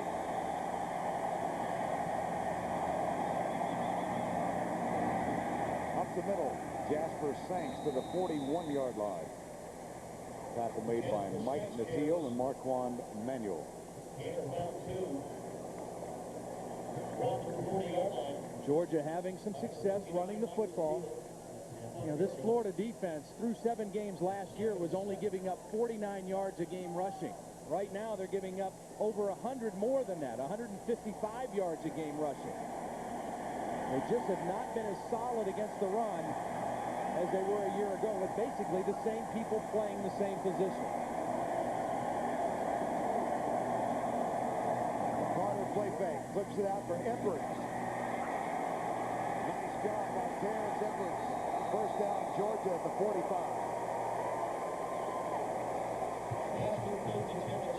Gain of 14. Take a look at what people have done running the football against Florida. In 99, that was through the whole season. They were 9th in the country. Right now, way down below the middle of the pack at 71st. Terrence Edwards picks up that first down. Yeah, the biggest difference is they don't have the same middle linebacker. Andre Davis was hurt early in the year, but the front 7 or front 4, all the same guys. Right side, LeBron Mitchell makes the grab at the 40-yard line. Well, of all of those ground gains, the biggest play, I think, was the Bruce Thornton run. The 23-yarder that began to get them out of that horrid field position. Yep, they were playing with their backs to the wall through most of the first half. The defense hung in there and made plays. And then they got that big run and didn't get any points. But like you said, were able to kick it from a better position and flip-flop the field a little bit. Second down. Shotgun. Carter darts out of trouble. Leans down to the 38-yard line. It'll be third and either a long 2 or a short 3, depending on the spot. Thad Bullard with this tackle, and the clock shows 1:35. And timeout is called by Georgia. So they use the second of their 3, and you look at a perplexed Steve Spurrier. 4 first-half Gator turnovers, 17 Georgia points. You know, it takes a lot of hard work, guts, and determination to play this sport. It takes commitment. It takes a competitive spirit. It takes teamwork. It takes leadership. NCAA football is a tradition. It's a family affair. NCAA football. Pass it on. 95 seconds to go before the break. Georgia up 17-9.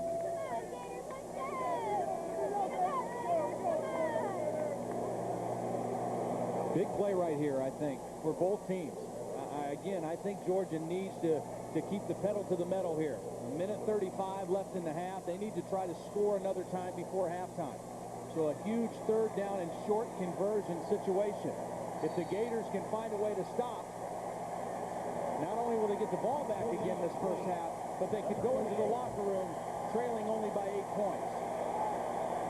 Gary and Edwards split off to the left.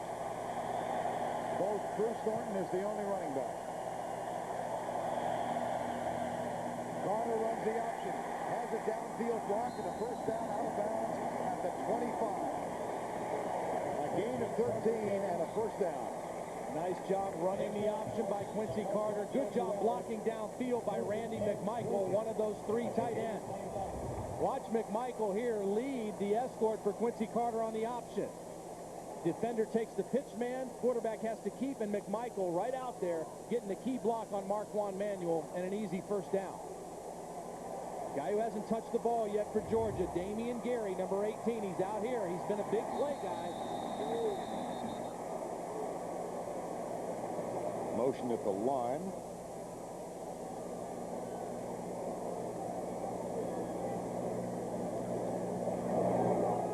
If a dead ball foul, false start against the offense, movement in the offensive line prior to the snap, 5-yard penalty, still first down. Jennings and Pate on the left side. I'll tell you what, I admire the toughness of Quincy Carter because he is obviously not 100%, and he's continuing to run the option, scramble when the coverage is too good, and not afraid to take another hit on that sore shoulder. 50 yards on the ground on 8 carries for Carter. Fake the draw, goes back to pass, crossing route, intercepted by Lito Sheppard. Picked off by the cornerback of Florida. He gets a huge block. Now Sheppard still running free. Still on his feet. And still on his feet. My gracious.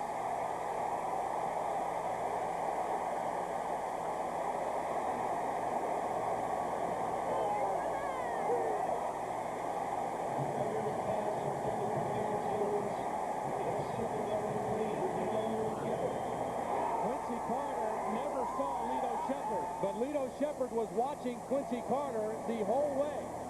It's a crossing route to the other side of the field. Watch Lito Sheppard, his eyes right in at Quincy Carter. And Quincy Carter, not aware where Sheppard is, Sheppard falls right in front of the play and makes the interception. And what a great effort, not giving up on the play after the interception.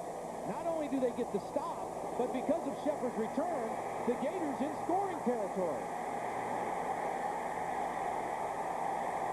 Ball is spotted at the 26-yard line. Talk about your mood swings. First down and 10 after the 60-yard return of the interception. Here's Palmer, the senior, down the middle for Gaffney, who goes up and can't quite hold on at the 10. What a return by Sheppard. Lito Sheppard just saying, hey, if you're not going to tackle me, then I'm just going to keep running. I'm not going to go down just because I'm tired. We're behind in the ball game. Our team needs a spark. And a flag on the last play. Holding on Florida. Replay first down. Again, I think inside, the combination of Richard Seymour and Marcus Stroud has really been a problem for the Florida Gators. And that penalty knocks them back out of field goal range right now with a minute left. 11-yard penalty, first and 21. Palmer across the middle. He's got Gaffney. He's got a first down inside the 15. Florida has 2 timeouts left. Of course, the clock stops now on the change of the chains. They went right back to it. Same kind of play. Get the slot receiver down the middle. Cover 2 defense. There's a hole in the middle. Gaffney missed the one before on a little high throw. That time they went right back to him, and he made the good catch. Clock running, 48 seconds to go. Out of the shotgun with Palmer, the deep back. Alex Willis, the senior captain, in the slot left. Palmer in the end zone. Receiver slipped. Second down.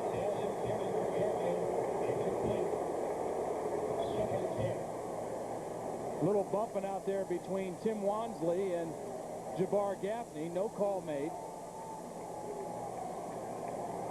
Wansley with 5 interceptions now on the season. The team leader has been the big play guy, and there's just a little contact, but a good no call by the official.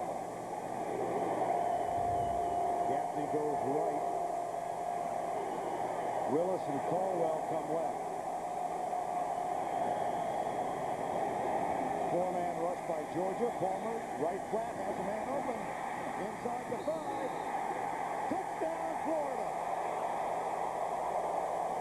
Gillespie.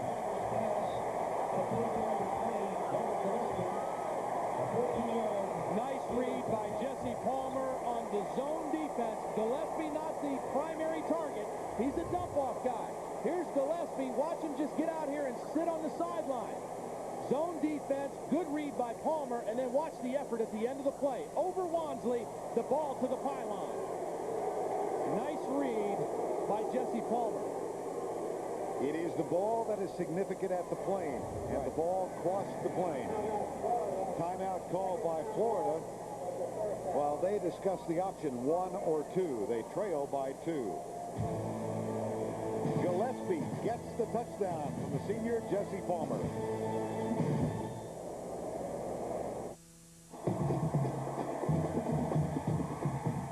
There's nothing better than a Saturday afternoon in the swamp. 1997, Florida State, 85,000 screaming fans. Florida State University, home of my Seminoles, #1 team in the country. I think it's the crowd noise. It is the loudest stadium that I've ever been in. Back and forth at the end, Florida pulled it out 32-29. We got Chief Osceola, we got Renegade the Horse, we got the Flaming Spirit. What a great rivalry. I love college football.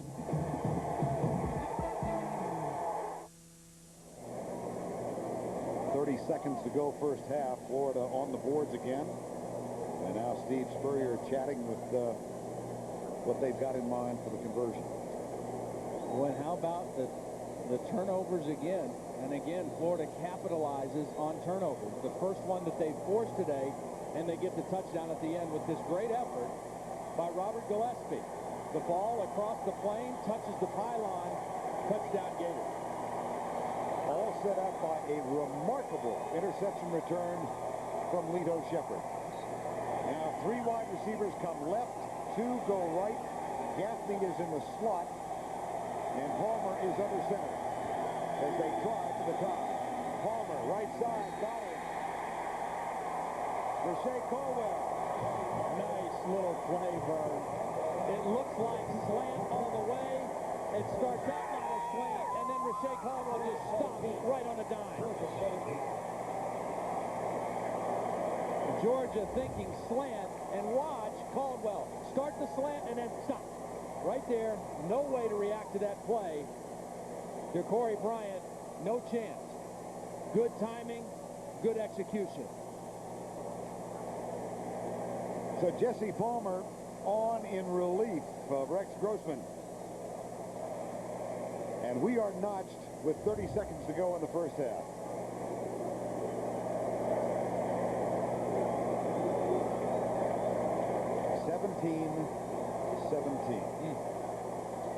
How about Jabbar Gaffney on that drive? Drops the one down the middle. Of course, it would have been wiped out by the holding penalty, and they come right back to him the next play.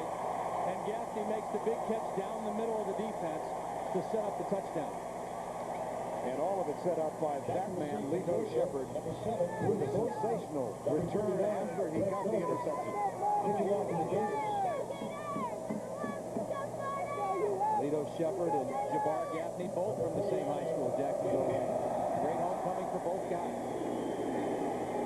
Here's the kick taken by Bruce Thornton. He will bring it out.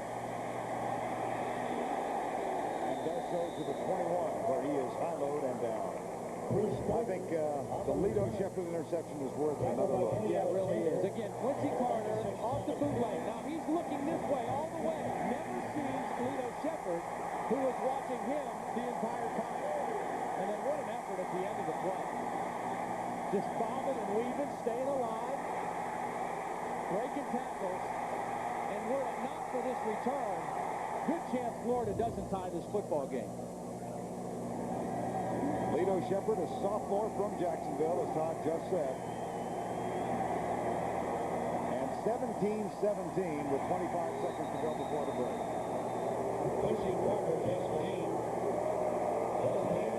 The Bulldogs will be content to settle for a tie at the half. I believe he's already taken. And has been for a long, long time.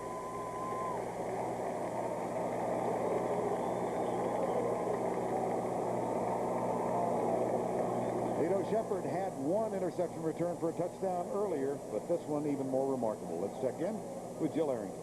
Coach, a lot of mistakes in the first half, a lot of turnovers. They're killing you. Your defense is keeping you in the game. What changes are you going to make? Yeah, our defense has played pretty well, except for a couple of plays here and there. But 4 turnovers in the first half, and to be tied with them, we're pretty fortunate right now. Hopefully we can play a little bit better on offense and play a little smarter this half. Which quarterback will we see in the second half, Coach? Well, I think we got to go with Jesse. Rex he was getting his plays confused. We couldn't get the right play called. So he needs to rest a little while. So Jesse's a little more experienced, I think, right now. All right, Coach, thanks a lot. All right, Jill, thank you. Halftime, 17-17, Florida, Georgia. Let's go back to New York, and here's Tim Brando. All right. Coming up on the AXA Halftime Report, we'll get you caught up on the day in college football, including the big 1-2 matchup between OU and Nebraska, after this word from your local station. Catch Craig T. Nelson in The District tonight on CBS. It's all here.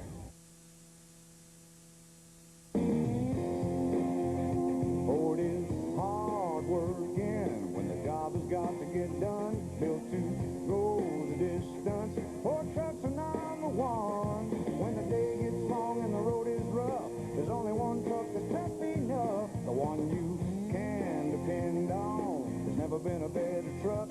Ford is hard working. The best trucks are built Ford tough. I'm Sonny Huggins, your state senator. I cut your taxes. And if you will re-elect me, I will cut your taxes some more. That's our Sonny Huggins, a genuine Georgia tax cutter. As sheriff, Judy Pogue looked out for our families. As our tough state representative, Judy's been fighting for better access to in-home nursing care for seniors, so folks can stay in their own homes longer. Judy Pogue, tough guy, big heart. I'm Dan Patrick in the ESPN Radio Shopper. Radio marketing is all about promotion. That's why we're blanketing the country with these ESPN radio backs. You can log on to ESPNradio.com and find out more about stations in your area. Or you can listen online. But just tune in. And if you happen to catch one of these bats, enjoy! Don't miss a minute of ESPN coverage. Listen to Chattanooga's ESPN Radio, 1370. Announcing the attractive car with the attractive price. Daewoo. Heritage Daewoo invites you to experience the stylish and affordable luxury of Leganza. All these features and price from only $13,999. Want even more value? Look to Navira. It's a four-door sedan with room for five, starting at $11,399. Or a five-door wagon for the family on the go from $14,799. The most fun for your money? Try Lanos, the perfect sedan for $10,099. Or the fun packed hatchback for as little as $9,199. Heritage Daewoo, Highway 153 and Shallowford Road. Use 12 reminds you to set your clock back 1 hour this Sunday. The AXA Halftime Report is sponsored by AXA Advisor, building future. Welcome to the AXA Halftime Report with the score in Jacksonville at the old cocktail party. Florida and Georgia tied at 17. Tim Brando alongside Spencer Tillman. When we talked about Quincy Carter's shoulder, it has been a factor. Florida has given a lot of pressure. What we didn't realize was that Grossman would throw the picks, and as we mentioned in the pregame show, Steve Spurrier with a quick hook. Yeah, there was a couple of times when Georgia had a couple of picks, and they didn't convert, only with 3 points on them. The key is they've got to continue to run the ball successful in order to do that. Big gamble, Jim Donnan, running that option game with Quincy Carter. Been knocked out of the game a couple of times already. By the way, Oklahoma was a winner today. Yeah, we're going to talk about that right now. No, not right now. We've got some other things to take care of. Just wait, you'll get your turn. Let's get you caught up on some of other games that are being played today, including, of course, a game many are watching on CBS, 2020 Pittsburgh and Virginia Tech. Another wild one, classic look-ahead situation. John Turman will scramble under pressure, throws to the wide receiver Antonio Bryant, a 17-yard strike. This makes it 13-7 in the second quarter. Now, obviously, you got to run the football, Spencer, particularly with Andre Davis not available. Yeah, you know I like Lee Suggs a lot. He's got to step up, particularly because of that injury that you mentioned, too. Turman throwing a wide receiver here, Antonio Bryant on the backside of this, with an over-the-shoulder catch, 26-yard touchdown in the back of the end zone, put the Panthers up 20-17 late in that. You know what? Michael Vick. Boy, that's not a good scene seeing this guy carried off the field. He's taken to the Student Health Center. They are making some serious observations of that knee. It's 2020. Obviously, they're going to x-ray that knee and see what happens. This has long-term ramifications on Virginia Tech's season, both now and next week against Miami. Georgia Tech Clemson 16-14 at the half. Jackets getting it done. Godsey's really playing well. 225 yards in the air and a touchdown. Now, as we roll on, Kansas State, look at this. Wow. 19-0, Texas A&M getting it done. Remember, this is the first meeting since A&M upset K-State and spoiled their national title hopes back in '98, sent Kansas State to the Alamo Bowl. Let's maybe remember the Alamo after this one. 21-21, Oregon, Arizona State. This game now at halftime. Oregon with a win will be off to its best start since 1959. Into the Big Ten, Ohio State and Purdue. 3 picks for Drew Brees, yet the Boilers have a 4-point lead over the Buckeyes. of Ohio State. Rice and TCU. Well, you could call them the Ralph Nader of college football. You know, they just keep on winning. People want them to drop out, so it'll be easier for the BCS to claim a national championship. Here's George Lane getting up and over for the Horned Frogs, making it 7-0. And LaDainian Tomlinson, the best Heisman candidate you haven't seen. 14-0 to score there. Then Jeremy Hurd will fumble on a pitch. It's recovered by Curtis Fuller of the Horned Frogs, and that would lead to place kicker Chris Kalaki's 24-yard field goal to increase the TCU lead at that point to 17. It's now 23-0. Rice has won the last 4 meetings between these two. The Fighting Falcons of Air Force taking on Notre Dame 28-10. Air Force last won in this series in South Bend in overtime, 20-17 in 96. Southern Miss is a whopping 23-2 at Conference USA play. Right now they trail Houston 3-0 in the third. Mississippi State over Middle Tennessee State. It's now 54-28. Remember, they still have Alabama yet to play in their place. Arkansas and Auburn, 21-19. Score not indicative of really how Auburn dominated this game. Another big day for Rudy Johnson as well as for Ben Leard. Arkansas gets its 3rd loss of the year. Alabama, look at this, folks. 31-24 in the 3rd quarter. Central Florida leading Alabama. The Jekyll and Hyde Act continues for Mike Dubose. Coming up, more of today's action. We'll see how Oklahoma delivered the knockout punch in Norman. Plus, a look at how South Carolina fared against the Vols when the AXA halftime report continues. Well, if you get Musa Smith healthy, it can make a difference. Dogs hunker down and get it done. They're bigger than we are, too.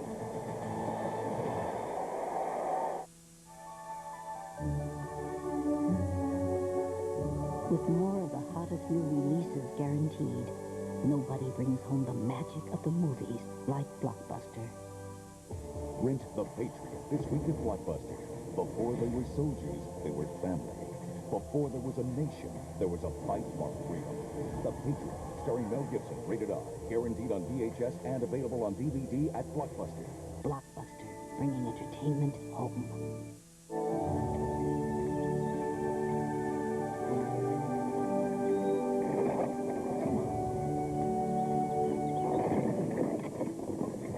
Need sports equipment? Go to MVP.com. All the best gear, all the best brands, and insight to help you play your best.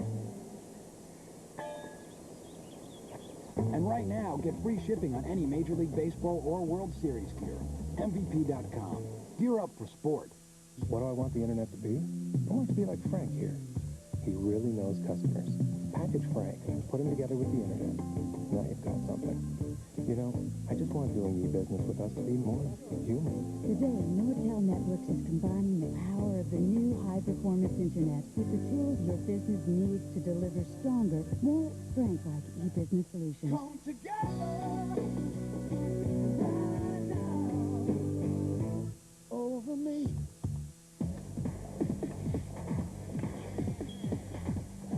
All right, who can solve this? Mr. Montez. Last Saturday in the Army Reserve, I figured out how to link up 23 Bradleys, 40 tanks, 60 Humvees, 4 medevac units, and 7,000 troops on the move. On Monday, class was no sweat. Not bad, Mr. Montez. As little as 1 weekend a month, 2 weeks a year, Army Reserve.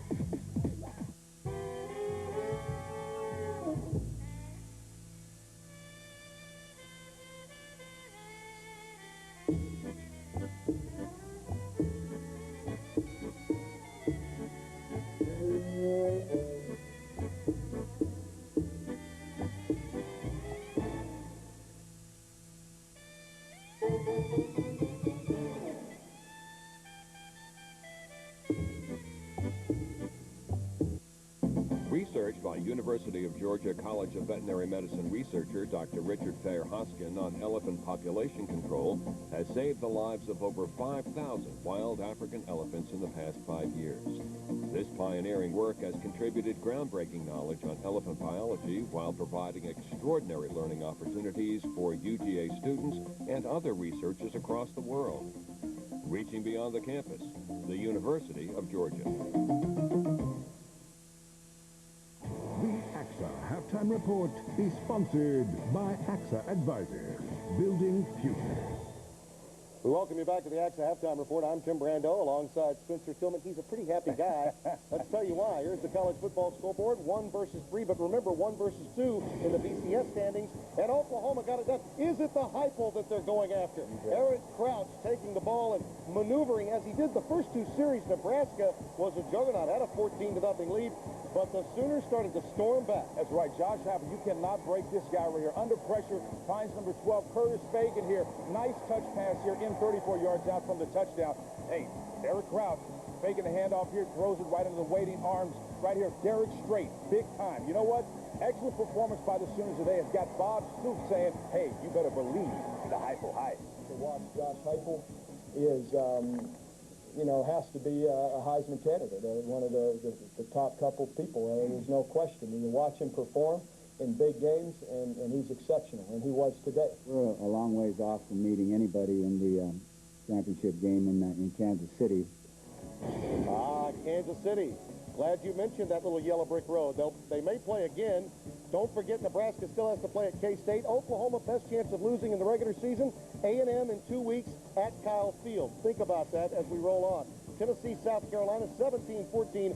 Volunteers get it done. Lou Holt had it right where he wanted it, but turnovers was a problem. Big-time problem. This touchdown for Travis Henry makes it 7-0. Then, quick slant, making it work. Phil Petty to Ryan Brewer. 78 yards he rumbled. That would give South Carolina a 14-7 lead. But again, Tennessee, a long drive. 68 yards, 6 minutes, 31 seconds off the clock, just 26 ticks remaining, and they win it 17-14. Remember, the Gamecocks still have Florida, still have Clemson remaining on their schedule.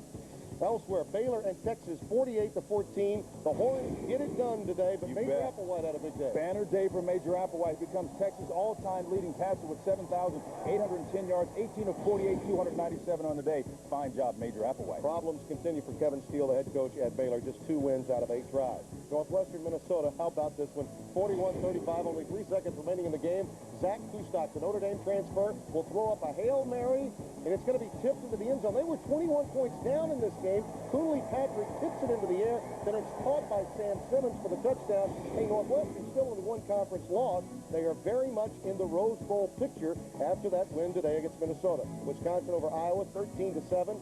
Been difficult for the Hawkeyes, but certainly Bollinger being back really had to help. Yeah, you know, Wisconsin taking on the weakest link in the Big Ten. Hooking up here is Bollinger with Chris Chambers for 40 yards, led to a touchdown that put him up 13-0. 13-7, the final score in the game. Chambers, 10 receptions, 185 yards on the day. And Illinois, Michigan State, 14-10, the final in this game. Illinois has fallen apart since that controversial loss to Michigan. Well, a reminder, the football action does continue tomorrow. An NFL doubleheader on CBS. In the early games, most of you will see the Jets against the Bills. Then later, most will see Jacksonville against Dallas. And it all begins at noon Eastern with the NFL Today. The AXA Halftime Report continues right after this.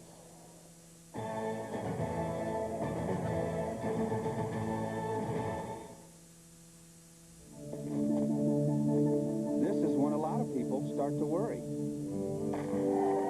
Are they ahead or behind in the race for college, retirement? Mike Jarvis, AXA Advisors. Will they have enough to do the things they want? I tell my clients a good plan can get them through, and it's never too late to get started. AXA Advisors is one-on-one financial help. Okay, so you're a little behind. You can catch up. I can show you how. AXA Advisors, building futures.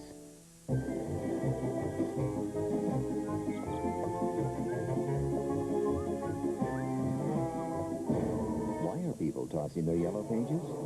There's something better. Switchboard.com, a free directory powered by the internet. It's business listings, it's people search, it's maps and directions. It's faster, and it's a smarter way to find everything in your town and places your yellow pages doesn't cover. Don't take our word for it. Listen to your neighbors. Switchboard.com. Think outside the book. The Red Planet. A new home for terror. Red Planet, rated PG-13, starts Friday, November 10th. Still getting dandruff flakes? Maybe the problem is your dandruff shampoo. Try Neutrogena T-Gel Intensive Anti-Flake Shampoo. Fights flakes 3 ways. It may not be your first dandruff shampoo. It will be your last. Neutrogena T-Gel, it works. First of all, I'm not denying that I used cellular. It was a very experimental time. Someone passed it to me, I put it to my ear, but I did not talk, I only listened. Even then, all I heard was static. But I have been free and clear ever since. I even chose long distance so I could reach out to young people across the nation and warn them of even casual cellular use. The new Sprint PCS Free and Clear plan, $29.99 for 500 minutes, all with nationwide long distance. I'm Charles Young, president of the University of Florida, and I'm proud to be part of this great institution that's leading the way in so many vital areas of research. Like the work being done on diseases of the brain and spinal cord, or research to improve crops and save consumers money, all while maintaining our primary commitment to educate students. In teaching, research, and service, performance counts at the University of Florida. I fire up scores in real time, dissect games, research teams and players, check in with the experts, and stay on top of breaking news. CBS Sports Line, when you've got to know more.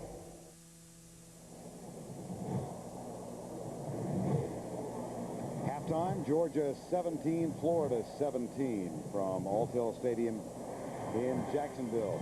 Next Saturday, Michael Vick storms into hurricane country when the Hokies battle Miami in a top 5 showdown. And in the SEC, the Alabama Crimson Tide tangle with LSU. It's the Home Depot College Football doubleheader next Saturday on CBS. Lito Shepherd with a key play in the first half. A 61-yard return after the interception. Watch the block he got from number 13, Alex Brown, coming up right there. That gave him room to get an additional 40 yards after he maneuvered just a bit. We're at the halftime, 17-17.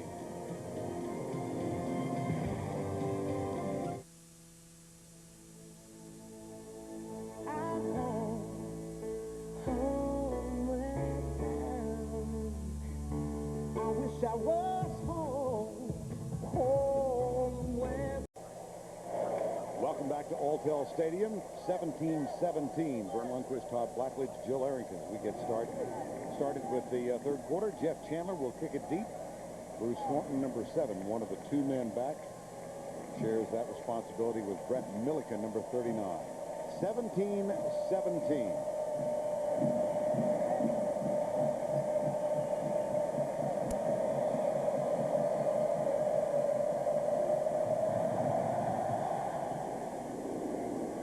Thornton over-the-shoulder catch.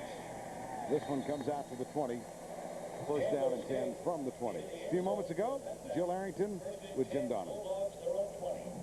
Coach Donnan, you had some mistakes in the first half. You were able to get some turnovers, couldn't capitalize on them as much as you wanted to. What do you need to do the second half to gain the momentum back?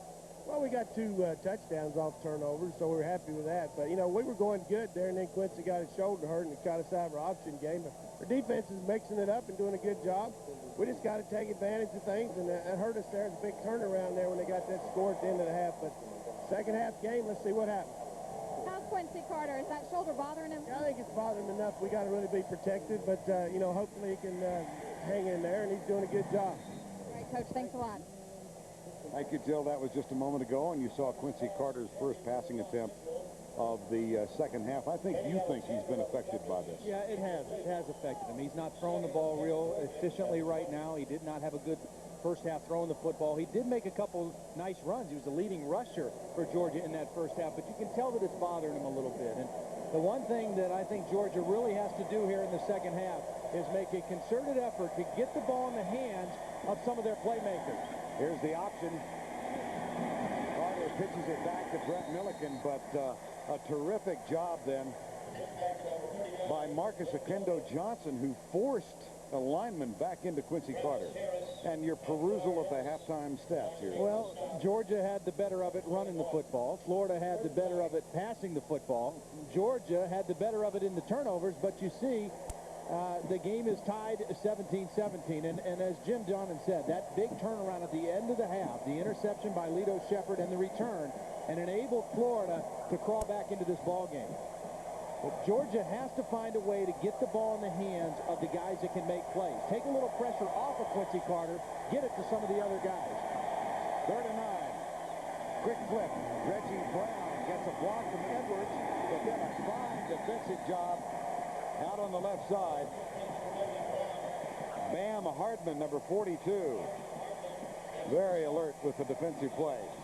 Alert by Hardman, but Reggie Brown's got to just catch that ball and go straight up the field. He don't have time to dance around with the football against a team as fast as Florida on defense. That brings on Jonathan Kilgo to punt. And Lito Shepherd. He's got one punt return for a touchdown this season. Here's the grab at the 42. Shepherd knocked backwards by Kentrell Curry. And Jermaine Phillips also down there, the first guy down there, and then Curry got the tackle. Florida ball.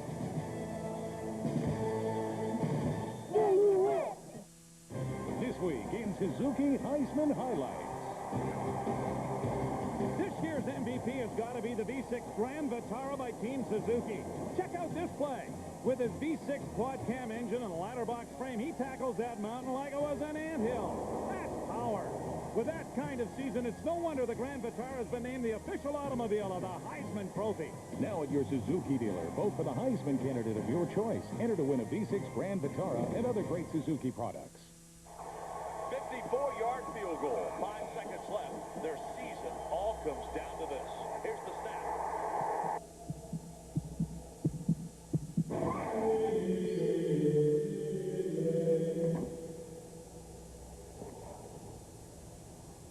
The kick is up. It's got the distance. It's good. It's done. Philips Digital Recorder with SIBO, pauses live TV, and a lot more.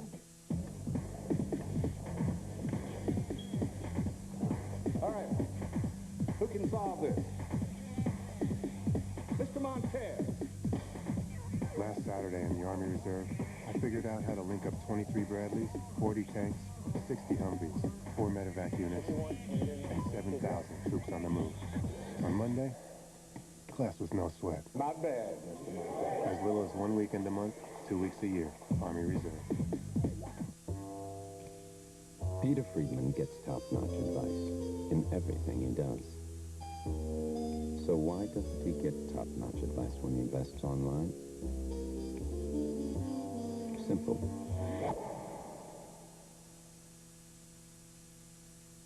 He doesn't know he can.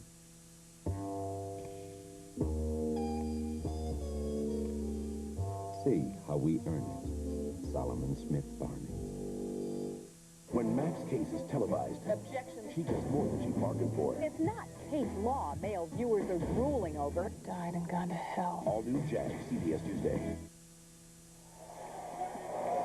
First Florida possession of the third quarter. Jesse Palmer, who came on in relief of Rex Grossman in the second quarter, opens at quarterback. Grossman with 3 first-half interceptions. Palmer, a bad exchange with Aaron Deal, a fumble, but he keeps the ball this time and goes over right guard and right tackle out to the 46-yard line. And time now for our Exxon Virtual Playbook. Well, the playbook today is Georgia's base coverage, which we call Bulldog Cover 2. Now, in a game like this, they might take a linebacker out and replace him with a nickelback, which they've done a lot today, Jamie Henderson, and they play soft Cover 2. Now, with this defense, the vulnerable areas are on the sideline and down the middle of the field. First pass of the game, Rex Grossman tries to go to the middle, and it's an overthrow, and it's intercepted by Vieira. Down the middle, Palmer finds his tight end. He's got a first down at the 37-yard line. The catch made by Aaron Walker, the sophomore. A gain of 18. Well, they attacked the middle again, and this time, Palmer on the money. The play fake held the linebackers. That made an easy throw for Jesse Palmer. The good play fake held those 2 inside linebackers tight to the line and made a nice throwing lane for Jesse Palmer. Gain of 18 and a first down. Tight end's not that significant a part of the offense numerically. Down the middle, Caldwell leaping, incomplete. Knocked away by Corey Robinson, number 26.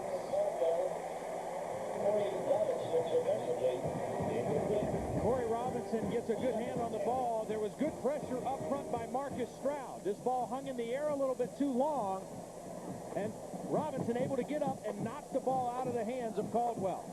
The pressure caused the ball to hang in the air a little bit long, and Robinson made the play. Taylor Jacobs, number 6, comes on the field. He and Gaffney break wide right. Caldwell is split off to the left. And Willis in the slot. Here's Palmer back. Incomplete. Palmer and Gaffney appear to be not on the same page that time. Again, watch the push, the pressure inside. Watch these three guys push the pocket. Seymour and Stroud just pushing guys back into the quarterback's face. It's not a sack. It's not even necessarily a hurry, but it does disrupt the timing and the rhythm of these Florida quarterbacks. On 3rd and 10, Georgia goes with 6 defensive backs. 4 wide receivers, Palmer with the audible. 4-man rush. It's batted down in the line by Marcus Stroud, number 97.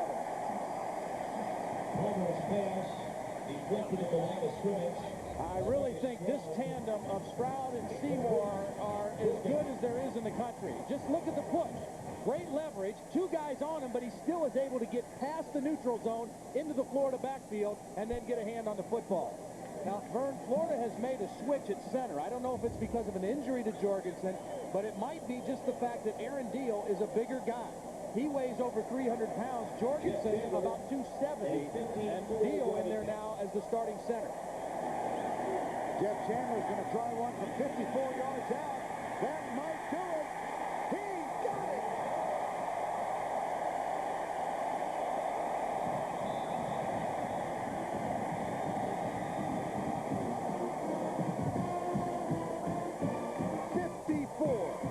We've seen him shank one from 3 yards away and absolutely nail one from 54. No doubt about this one.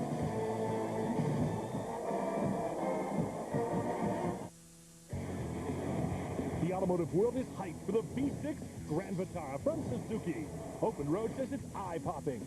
Automobile Magazine raves there's more sport in this sport utility.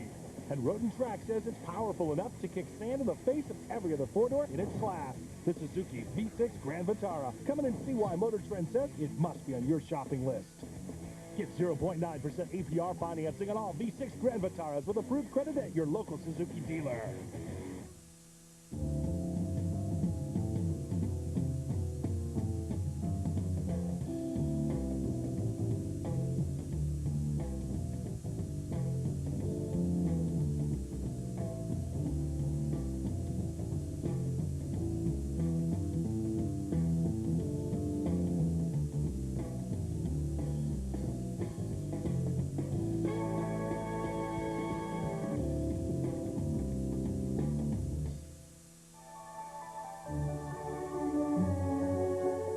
With more of the hottest new releases guaranteed, nobody brings home the magic of the movies like Blockbuster.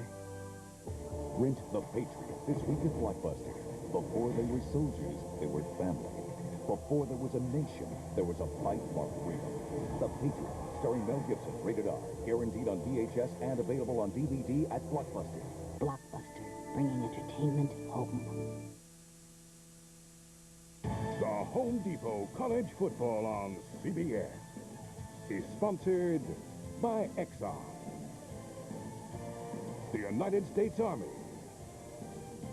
Solomon Smith Barney, and by Suzuki.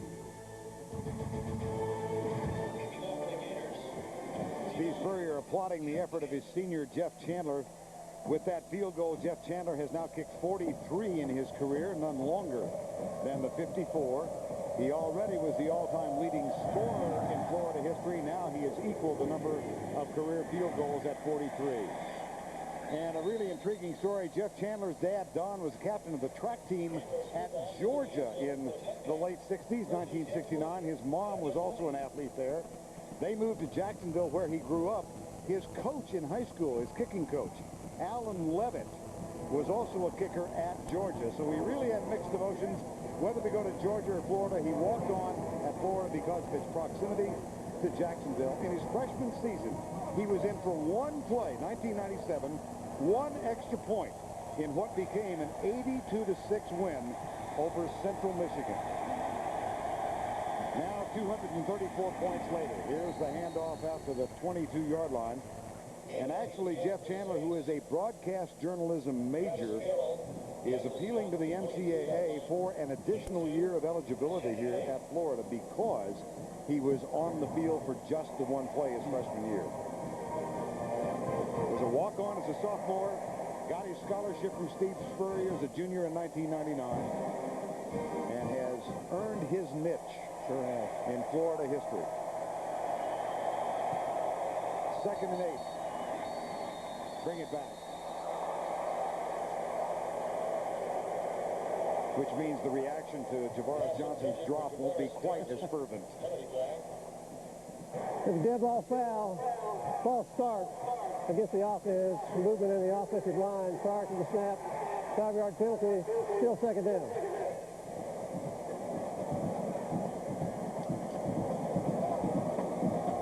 Tough to hear the whistle when you're down on the field. Alex Brown didn't hear it. Quincy Carter saying, okay, I didn't hear it, you didn't hear it. No damage done. My shoulder's okay. Keep playing hard. Good. Play fake Carter. Looking left, firing left, man open. Spin move, Terrence Edwards, first down at the 40. 25-yard gain. Huge play, Vern, because Terrence Edwards has been the go-to guy. And before that catch, only 2 catches for 24 yards. He surpassed that with this one for 25. A lot of room out there by Cromartie and Terrence Edwards, who has made a lot of plays this year for Georgia. Quincy says, give me the ball, let's play. I'm ready. After the 25-yard gain, first down at the 40, out of the shotgun, play fake, quick screen. Out to Edwards. Nice job by Mark Cran-Manuel of fighting off the block and making the tackles. Now let's go back to New York, and here's Tim Brando. Vern, injured quarterback's a recurring theme in your game as well as the other game many are watching on CBS. Michael Vick, with under a minute to play in the first half, injured apparently his ankle. He left the Student Health Center, came back to the stadium. The x-rays were negative. He has a right ankle sprain. He is on the sidelines, but his status for next week still unknown. Of course, they have to survive this week before they play Miami. Vern? All right, Tim. My, does that affect things for Virginia Tech's prospects of a national title? Here's Carter. Flag is down. This might come back. That was made by Clint Mitchell, number 94. Now they're going to get Kevin Breedlove for the hold on Gerard Warren, but a really nice play by Quincy Carter under duress is going to go for nothing.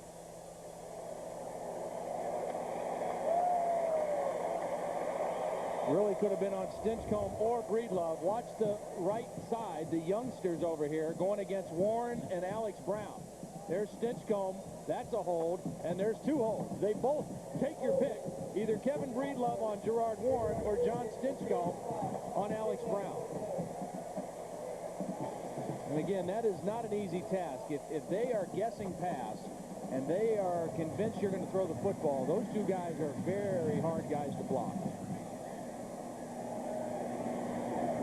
Now Breedlove is on the bench. Quincy Carter, 144 yards total offense today. He really has not had that outstanding a season. No, he hasn't. Health issues aside, he had the 5 interceptions in the loss to South Carolina. That I mean, there was preseason talk about Quincy Carter being a Heisman hopeful, and that talk was stilled after that. Yeah, I mean, look at that, 49% completion coming into the ball game today, way down from his previous 2 seasons. The interceptions, you know, as you mentioned, 5 of those came in one ball game against South Carolina.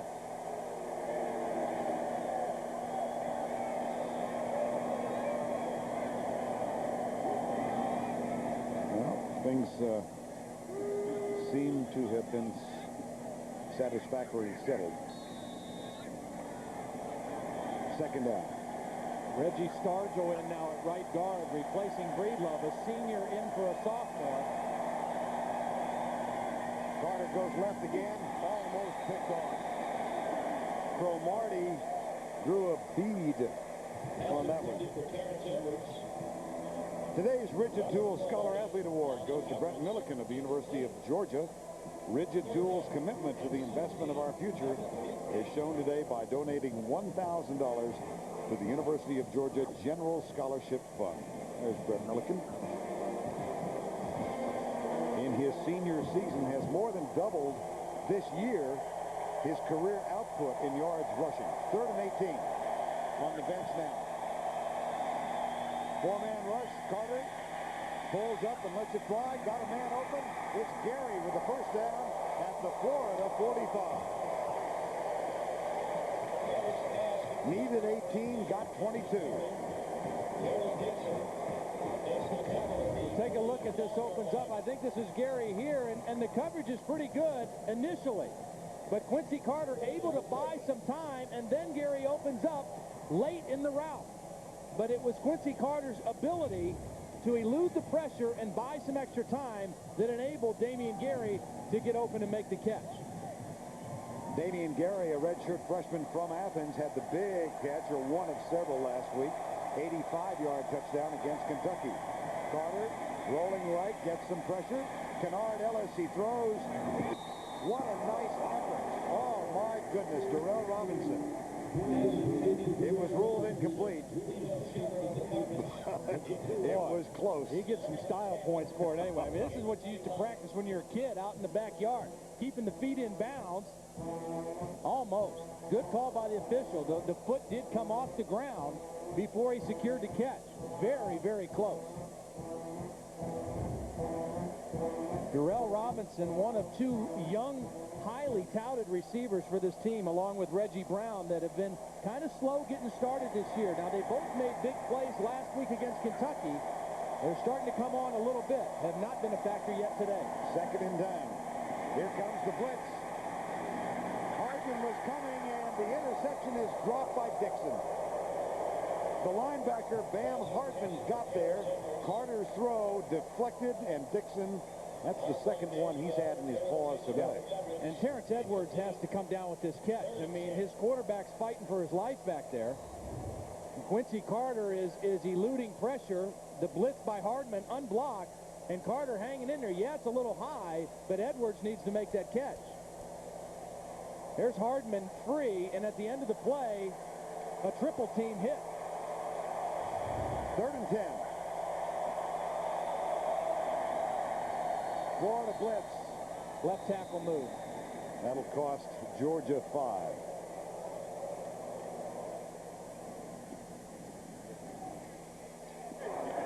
Dead ball foul. False start against the offense.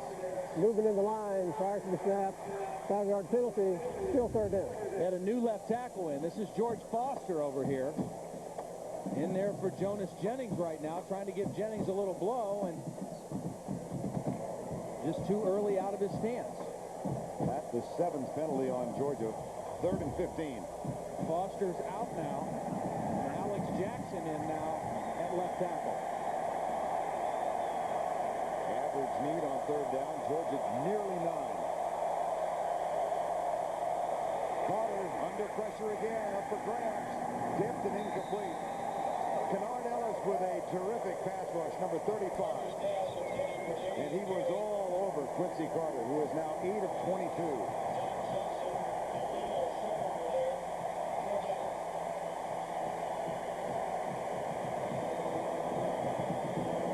Ellis has been splitting time with Alex Brown last 2 or 3 weeks. And it's really worked out well for Florida because it's kept both of them fresh. And I think Alex Brown has played better the last couple weeks because he's been playing 25 to 30 plays because of the rest. Jonathan Kilgo. That one takes a sideways hop out of bounds at the 17-yard line. 32-yard punt, but down inside the 20. 8:58 to go in the 3rd. Florida up by 3. This is Fred. Let's pretend Fred is a file on your computer. He's a thesis you've worked on for 2 years. You're very proud of Fred. No! A computer virus has struck. There goes Fred. Darn. Look, it's the backup copy of Fred you saved on an iOmega zip disk. Welcome back, Fred.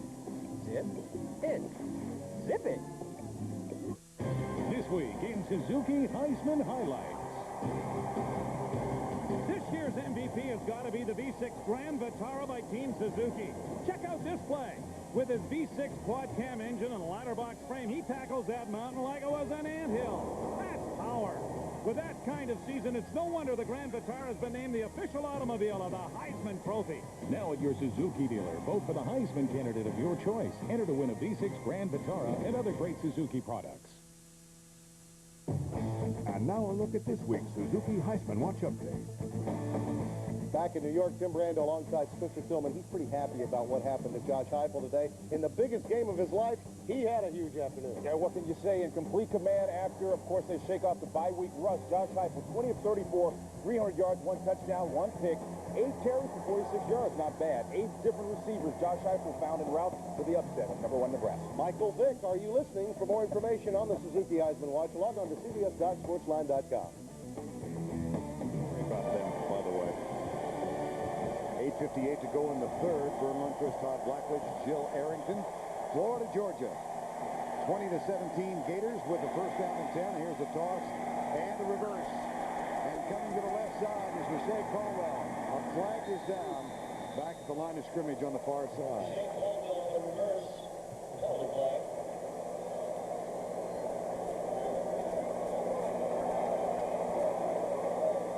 Offside. Georgia. So the option resting now with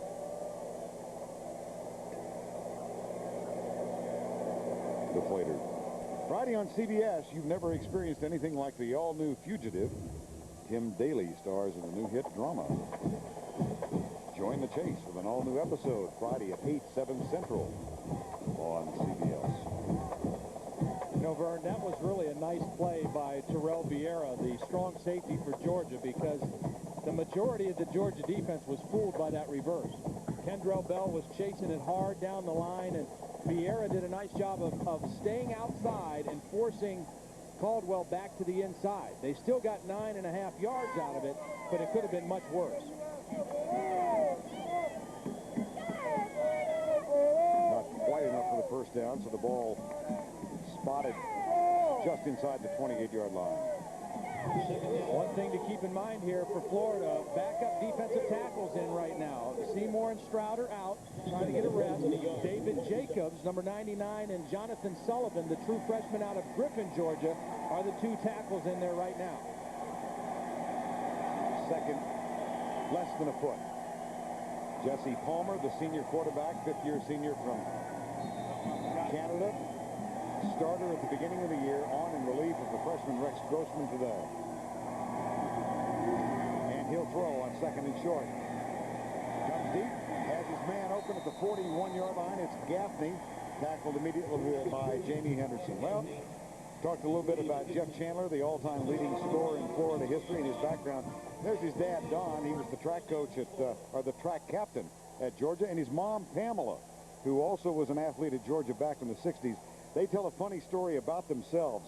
During Jeff's freshman year, they were sitting in the parents section during this game, forgot momentarily where their son played.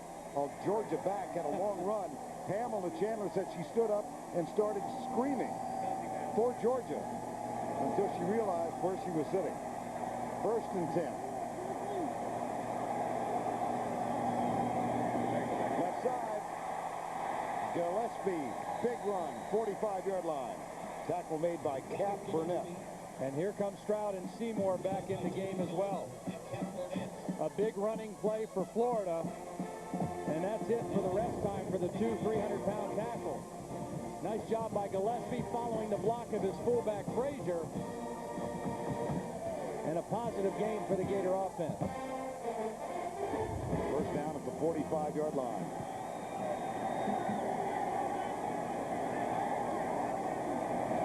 Play fake, Palmer. Left side, Gaffney is open. At the 24-yard line. And let's go back for an update. Once again, here's Tim Brando in New York. All right, Vern, when Michael Vick is not available for the rest of the game, what do? You go to the running game, although not the Suns. This time the fullback, Garrett Ferguson, takes it in from 6 yards out. Virginia Tech looking to hold on and advance to that Miami game up on Pittsburgh in the third by a touchdown. All right, Tim, thank you. 7:41 in the third here, and a personal foul, a late hit on the quarterback. Yeah, at the end of the play, Terrence Smith with the late hit. And a couple nice throws in a row by Jesse Palmer on the 2nd and 1 and this one.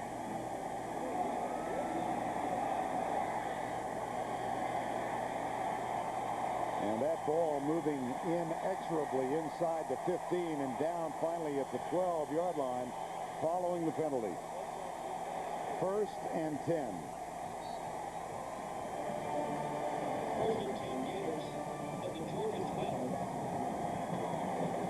Winner of this game will have first place undisputed in the SEC East. South Carolina lost earlier today to Tennessee. These teams tied 6-1 regular season, 4-1 in the conference. Good defensive play for the moment, but a broken tackle, and Ernest Graham is down to the 6. Kendrell Bell had him and lost him. Yeah, both linebackers had shots at him. Kendrell Bell and Tony Gilbert had a shot to bring him down right there, but great balance by Ernest Graham. He put the right hand down on the ground, kept going forward, and turned it into a nice game.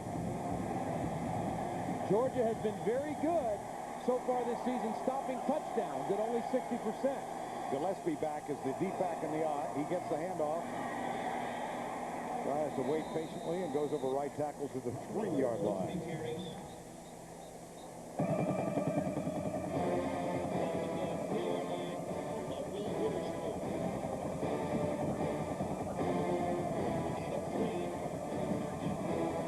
Third and 1, 20-17. If Gary Gibbs' defense ever needed a stop, this is the time he needs it. 3rd down and 2 or a long 1. Gaffney, here's the quarterback keeper, Palmer. Nice job going on the quick count. Coming up out of the huddle, getting set. Don't let the defense get set. Snap the football and go. Watch Jesse Palmer. Georgia defense, they're still moving, trying to get set. Quick count and try to sneak it in there.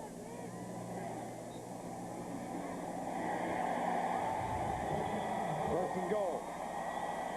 Really a smart move by the senior Jesse Palmer.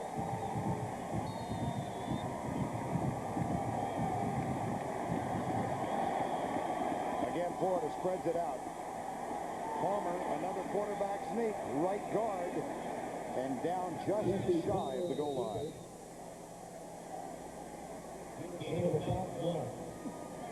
Spurrier pleading more than acknowledging. Well, they're trying to go away from Stroud and Seymour. I mean, you know, that's smart. Seymour and Stroud are on this side. Run the quarterback sneak to that side. Try to find a smaller guy. They tried to run over the middle linebacker, Kendrell Bell. Second and goal. Try it again, 3rd time in succession. And there is an indication of the ball being spotted just short again.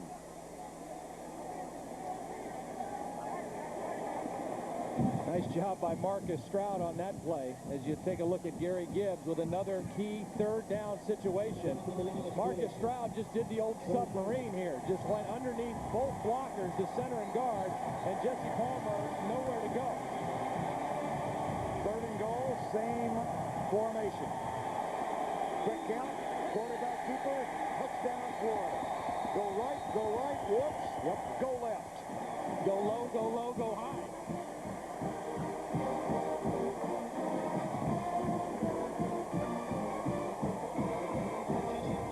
If at first you don't succeed, try again, and then try one more time. Up and over the top. The football, all it has to do is cross the plane. And Steve Spurrier happy with his senior quarterback, Jesse Palmer.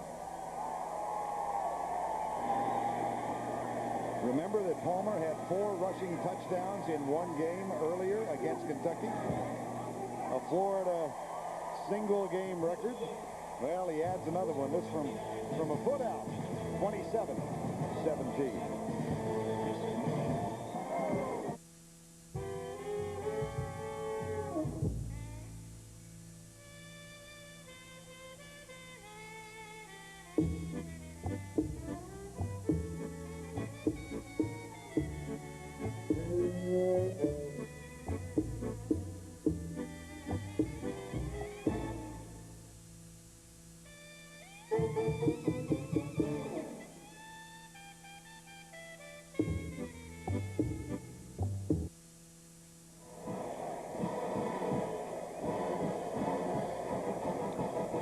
For the Exxon scoring summary, let's see how we got here. 4 Florida turnovers led to 17 Georgia points. Here's Musa Smith, one of his 2 after a Wansley interception.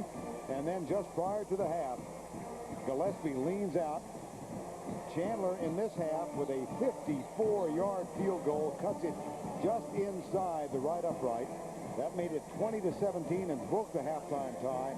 And just moments ago, Jesse Palmer, the senior quarterback, split the difference between center and left guard, and it's 27-17, and that's how we got here. You know, you might ask, why do you think the quarterback sneak would be open like that? Well, Florida went with no backs, and so by spreading the formation out, that took all the linebackers out of the middle of the field. So all he had to do was try to get over the top. There was no one there to meet him at the top of the jump. They used formation to spread Georgia out, and then ran 3 successive quarterback sneaks. A 15-yard penalty was assessed to Georgia on the extra point for unsportsmanlike conduct, so the kick comes from midfield. And that's relatively short, and Milliken will bring it out.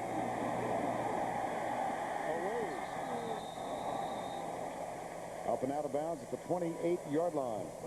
Now South Carolina lost in the final 30 seconds at home to Tennessee today.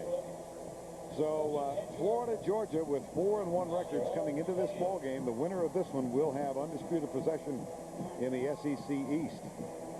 And of course, Florida, South Carolina have a game against each other in Gainesville on the 11th of November. You know, Vern, one thing that Florida has done an excellent job of today is neutralizing, actually eliminating the tight end from this Georgia offense. They have no catches so far. Randy McMichael is a big factor for this offense. He has caught nothing today. On first down, the handoff to Musa Smith. Spilled as he gets out to the 34-yard line. Tackle is made by Byron Hartman. Well, I like the way this guy looks. He is a good-looking running back. Does not carry himself like a freshman. And you mentioned the knee injury. The MRI made it look like he was going to be gone for the year. And when they got in there with the scope surgery, they found out it wasn't as bad as they thought. And he was able to come back this week. And he gives them a real weapon at the tailback position. Gain of 6. 2nd and 4. Handed to Musa Smith again. Comes right. Contacted at the line. And Bam Hartman, who's been very active today, number 42, and then Gus Scott, number 37, comes up to help on the play. Hartman a little slow getting back on his feet.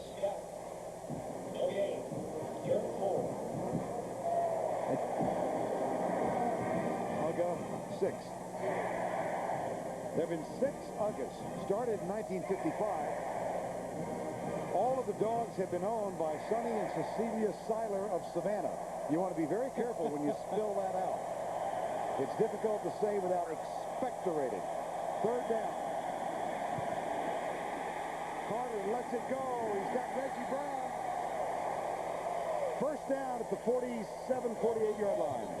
44-yard line, make it. Great job by Quincy Carter under serious duress. Watch Carter. He knows he's going to get hit. He eludes the pressure. Makes the nice throw.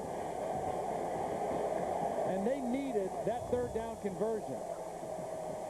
I don't think Georgia could have survived another 3 and out right there. They needed that conversion. Gerard Warren having a discussion with one of the officials as they came back. Here's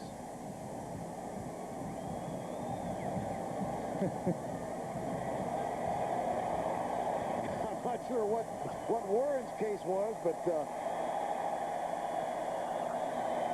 here's Carter back. They find the tight end, McMichael.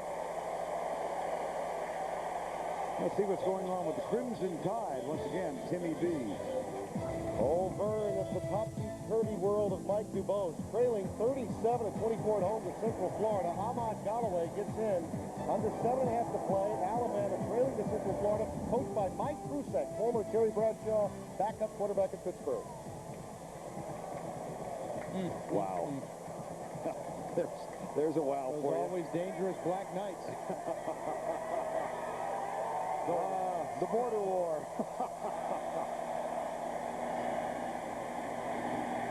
First down and 10 to the 41-yard line. Well, Uga 1 was a wedding gift to the Silers in 1955. He lived from 55 to 56. Uga 2, 66 to 71. Number 3 from 72 to 80. They won a national championship then. Uga 4, 81 to 89. 2 SEC champs. Uga 5 gave way to Uga 6. His dad, last year they actually had a passing of the bone ceremony. And then sadly, Uga 5 expired only 2 years after he was retired. Here's Uga 6. Like so many people don't know what to do with themselves when they retire. So used to worked all those years. Here's Shameless. 2nd and 9. 27-17.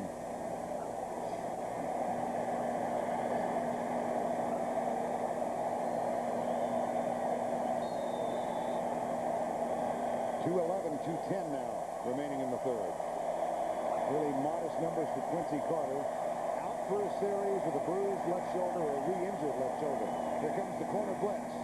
Carter hit from behind as he lets it go. Intercepted by Marquand Manuel.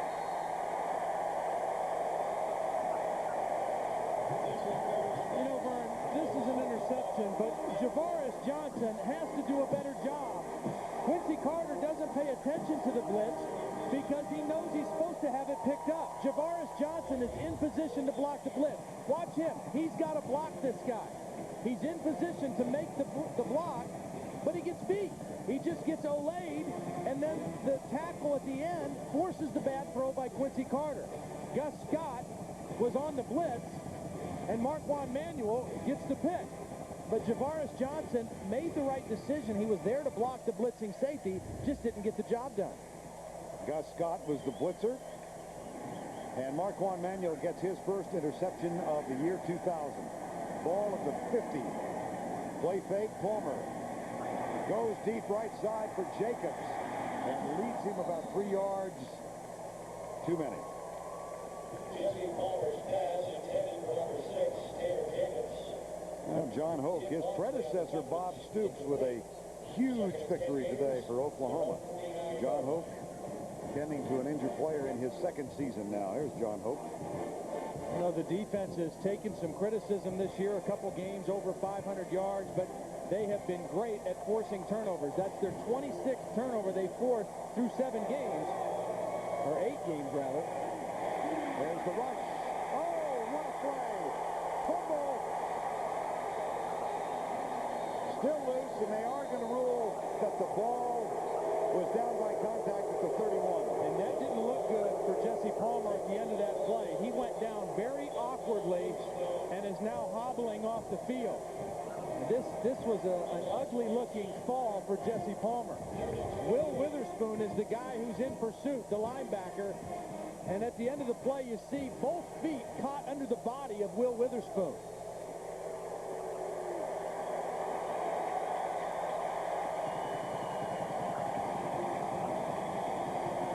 The ruling was he was down, and then the ball came out. Good call. The knees were on the ground, and then the ball flew out. And Rex Grossman back in at quarterback after the loss of 18. It's 3rd and 28.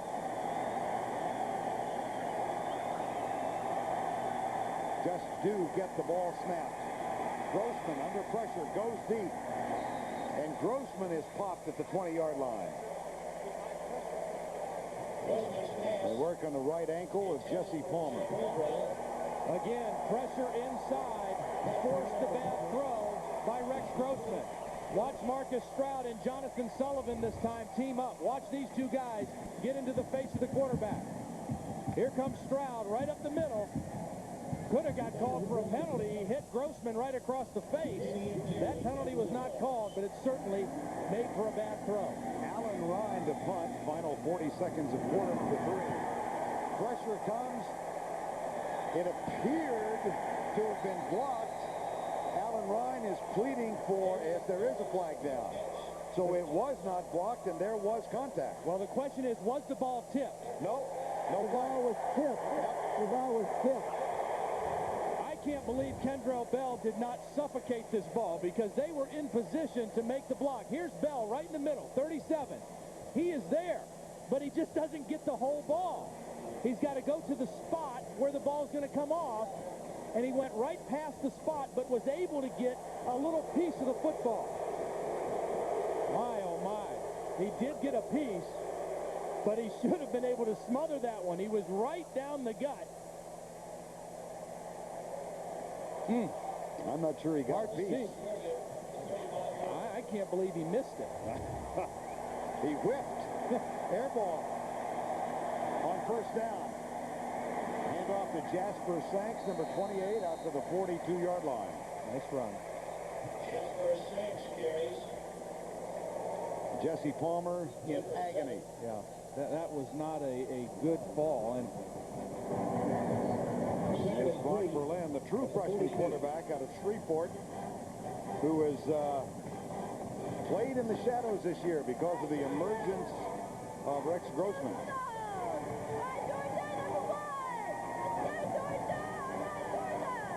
We've reached the end of 3. That's the end of the third quarter with the score 27-17.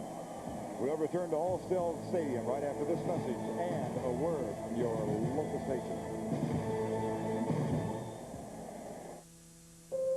What kind of a company are we? We're a small-town banker helping a farmer between bounty and drought. We're a capitalist on Wall Street, growing companies and a country. A lender helping to buy a home. A financial advisor planning a future. You'll find us in lumber mills, internet companies, and hospitals. From Florida to Connecticut. From the Carolinas to Texas. From Silicon Valley to Singapore to London. You'll also find us where you live. Who are we? We're First Union, one of America's largest and best financial institutions, helping our neighbors in every way we can. That's the kind of company we are.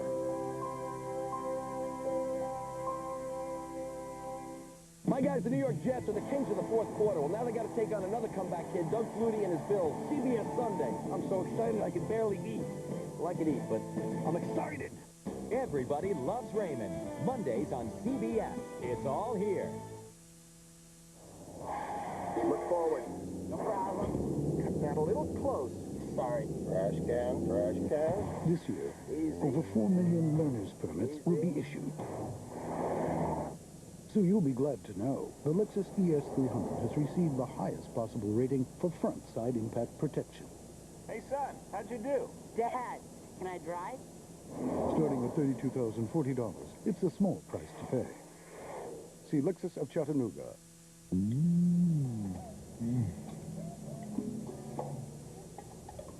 That looks really good.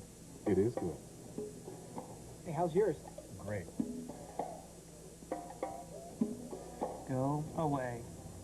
Introducing the Big Four from Shoney's. 4 hugely delicious toppings on a half-pound of ground steak, or a chicken breast with our famous all-you-care-to-eat soup and salad bar. Shoney's. Get ready for more. The way I see it, our United States Senator should take Georgia values to Washington, not bring Washington values to Georgia. And he should be the senator for all our people, and not just Democrats and not just Republicans. When I was governor, we accomplished a lot in education. We cut taxes, reformed welfare, preserved our environment. We got things done by working together, not caring who got the credit. Look at the record. That's the kind of governor I was, and that's the kind of senator I'll be. Learn how to beat the flu. Thursday at 6 on News 12.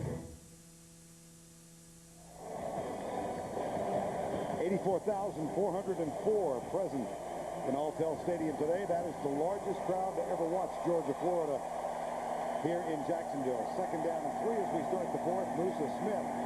Musa Smith gets by Todd Johnson momentarily, then is out of bounds at the 40-yard line with a first down. Musa Smith, the freshman, with the 2 touchdowns in the first half. How significant is this drive for Georgia? I think it's really important. I think they've got to do something. That third quarter was strange. Georgia outgained Florida by 20 yards, but they were outscored 10 points to nothing. So right now they trail by 10. They're not out of it by any stretch, but this is a very important series because they've got very good field position and they need to capitalize. First down and 10, Georgia trailing by 10. Hand off to Smith. Stops at the line of scrimmage. And let's check in with Jill Arrington. Quarterback Jesse Palmer, he has re-sprained his right ankle that he hurt in the Mississippi State game. They put ice on it. He's walking on crutches. It doesn't look good. No, it does not, Jill. And I'll tell you what, he did some good things for Steve Spurrier's offense when he was in the game. I mean, he gave them a spark. And this was just, he just couldn't get his feet out from under him as he was pulled down from behind by Will Witherspoon. Second down and 10, Georgia. 3 tight ends. Here's the option pitch. Left side, Musa Smith, and what a job in the backfield by Benny Alexander, number 30. When we talked to John Hogue about defending the option, he says the biggest thing is you just have to be sound in all your base defenses. You don't have to worry about a dive man. All you have to do is account for the quarterback and the pitch man. And that time, extremely well played by the Florida Gators. They had the quarterback covered and Benny Alexander all over the pitch man. And bad news for Georgia. Musa Smith limped off after the tackle. He's being tended to on the bench. There's Musa Smith. Third down, Milliken's in. And the Bulldogs go from the shotgun. 4-man Florida rush. Carter comes left, has a man open. Reggie Brown to 21.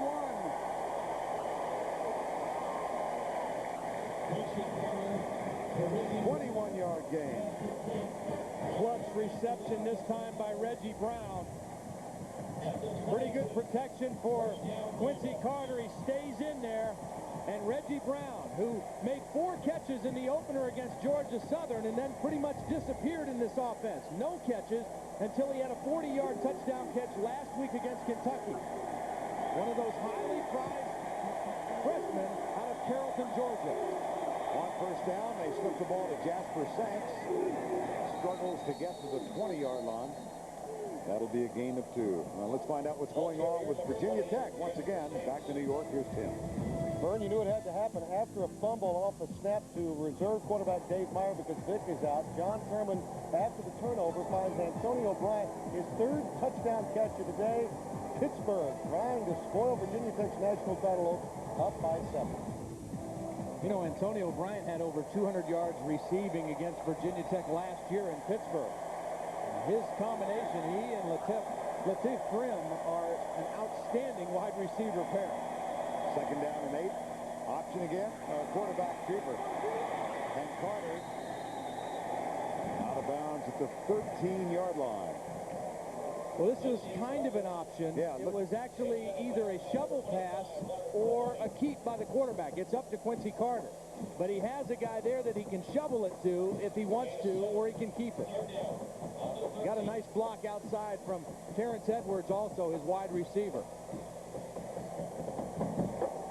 Since the first quarter, Georgia with 265 yards. Double tight end set now on 3rd and 1. Well, the play clock is down inside of 10 right now. Now it's 4, and the official says my time. Oh, we got an injured player down. It looks like the center, Curtin McGill, is down on one knee. Now, one thing that Quincy Carter needs to do is come to the sideline, and whoever they're going to bring in the game at center, he needs to take some snaps from him right now. It looks like Brady Pate will move from guard to center. There's Pate, who is normally the left guard. And I really think it's important that they would get a practice snap while McGill was coming off the field. They did not do that. Let's pay attention to this first exchange between Brady Pate and Quincy Carter, especially on a short yardage situation. 3rd and 1. Good exchange. First down, Georgia at the 10. Jasper Sanks, number 28. You know, we talked earlier about the game last year. It was 16-14 Florida heading into the 4th quarter, and Georgia had a nice drive as Kurt McGill comes back in the game. And at the 16-yard line, Jasper Sanks fumbled the football. Later, Quincy Carter was fumbled on his own too, and in a matter of moments, it went from 16-14 to 30-14. First and goal, Georgia. Jasper Sanks down to the 6-yard line. So a quick pickup of 4 as he goes between Brady Pate and Kurt McGill. A couple good hard-nosed runs that time by Jasper Sanks. Good blocking inside. Kurt McGill, Brady Pate.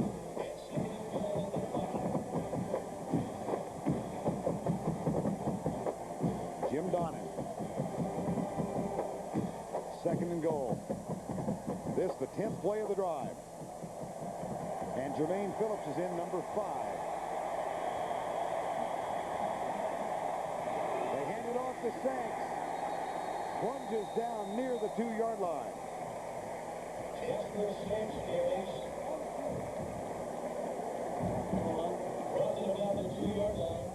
Well, this is some good short yardage running by Jasper Sanks, following the fullback Hayes. John Stinchcomb, the right tackle, with a good block. And now 3rd down from the 1.5-yard line for the Bulldogs. Ron Hayes is the blocking back. Sanks the deep back. 3 tight ends. 3rd and goal. Carter hands it off to Sanks, and he is stopped. 4th down. Decision time for Jim Donnan. You need 2 scores. 10.5 minutes left. It looks like he's going to go for the touchdown here.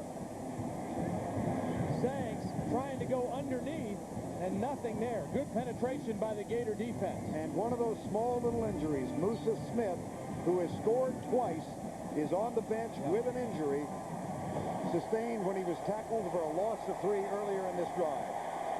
I know he's hurting a little bit, but I think you got to put the ball in the hands of Quincy Carter and give him an option to make a play. They will split Sanks out wide to the right side. Now the motion from Phillips. Here's the option, run and pass. Carter pulls up, fires. Touchdown, Georgia. Jasper Sanks.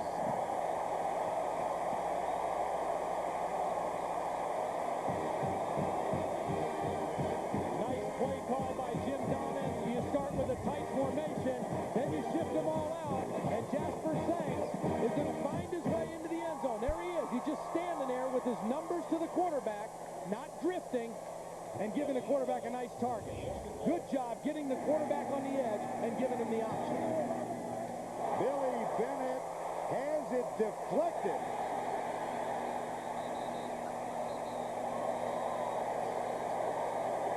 And a flag is going to be thrown on Marcus Akendo Johnson, number 50. What a big miss, Vern. Oh.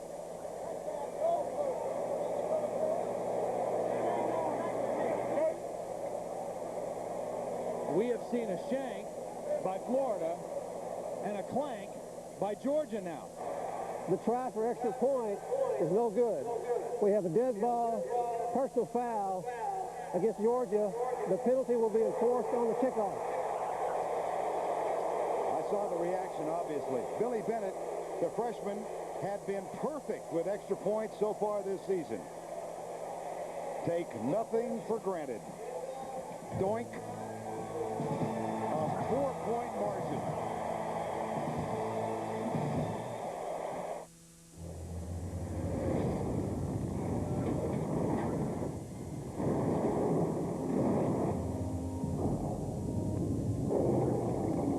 Introducing the all-new Silverado Heavy Duty. The heavy-duty pickup you can get. Silverado Heavy Duty. More truck. From Chevy.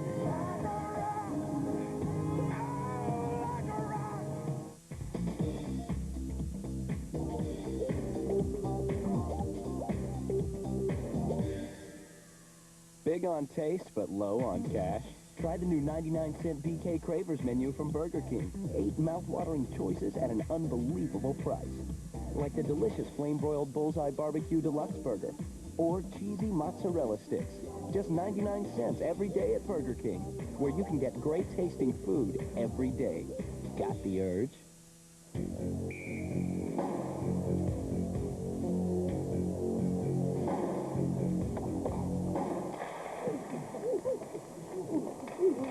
Need sports equipment?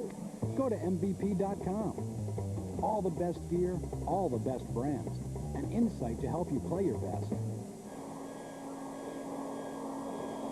And right now, get free shipping on any Major League Baseball or World Series gear. MVP.com. Gear up for sport. Some say pro wrestling is fake, but tell that to the champ who just died in the ring. A freak accident or murder. Whatever it is, it's not good. Ernest Borgnine guests. All new Walker tonight. 9:50 to go, and during the timeout, the officials changed the penalty call, the unsportsmanlike, and it went against Florida in the form of Travis Harris, number 27, who threw a defensive lineman to the ground. Well, it's kind of a cheap call, really. I'm not sure that there's a little confusion when it came off the goalpost whether it was a live play. Now, first it's Rader and Kendo Johnson, so they exchange a couple hits, and then Travis Harris with the late push, and it's always the last guy that gets caught. So the kickoff comes from the 50. We have had 2 extra points missed in this game. Kerouac skims it along the ground. Dropped. Nice. And covered. No, a scramble. And they will now rule that Chuck Marks, the freshman running back, covered the ball after he bobbled it. Well executed by the Georgia special teams. You know, you're at the 50. Why waste a kick into the end zone? Go ahead and squib it, see if you can get better coverage, and pin them inside the 20. Marks is trying to field the ball, doesn't get it cleanly, and then does the smart thing by just falling on it. But a nice choice of strategy by the Georgia special teams. Man, oh man, he just about did not get that one covered. Here's Caldwell, gets the handoff, tries to stick outside, left side, nothing to do with it.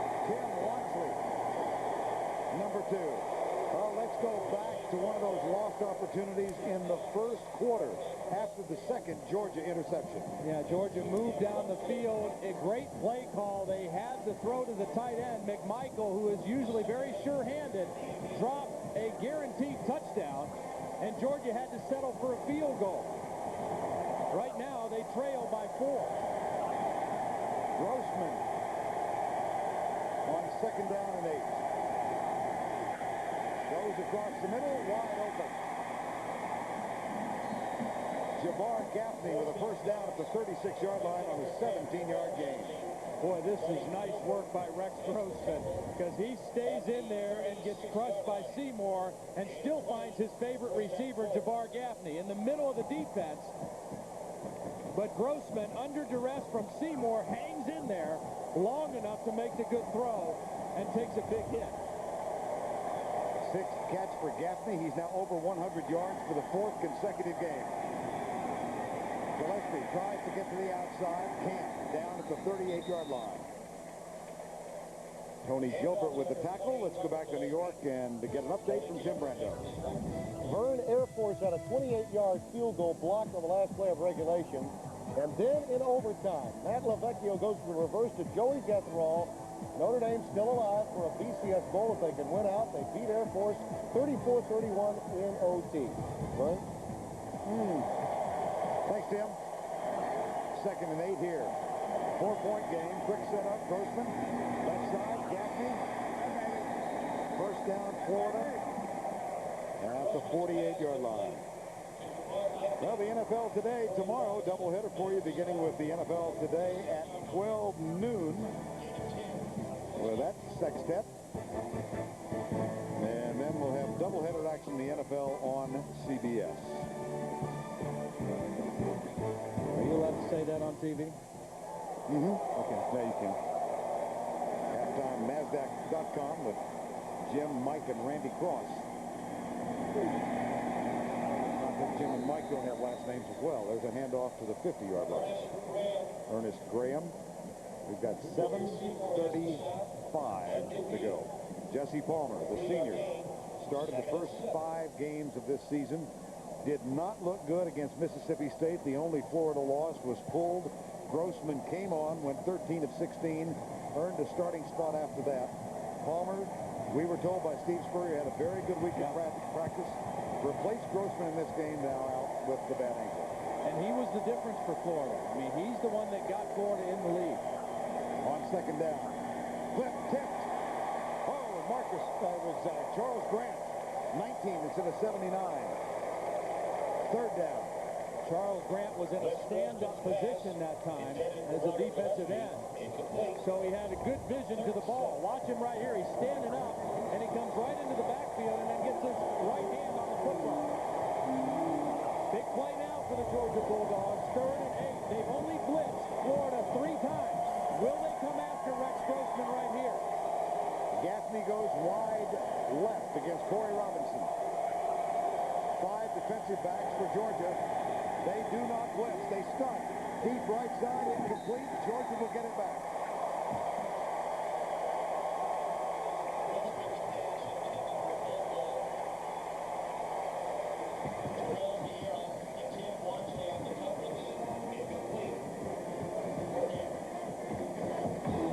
Steve not appearing very happy with the decision Rex Grossman made of where to go with the football. That one wasn't even close. 4th down. Allen Ryan will punt. Remember, they got a piece of the last one, Kendrell Bell. Eric Johnson snaps it back. This one away cleanly. And the ball taken at the 23-yard line by Damian Gary. 27-yard punt. Georgia has the ball back with 6:53 to go.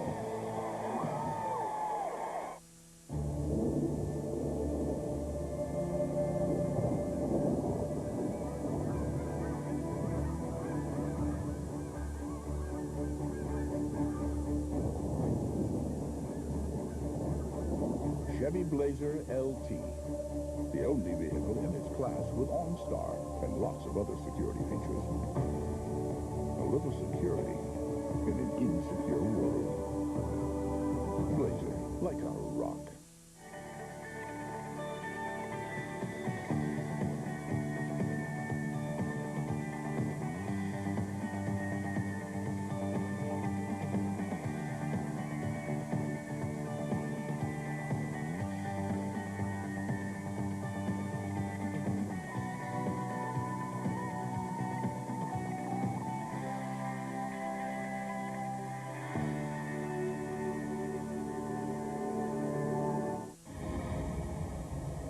In 5 billion years, Earth has never seen anything like it. The Honda Rubicon. 500 cc's of extraordinary power and the most advanced automatic ATV transmission to ever run the planet, the Honda-Matic. When you're the best on Earth, Earth is your only competition.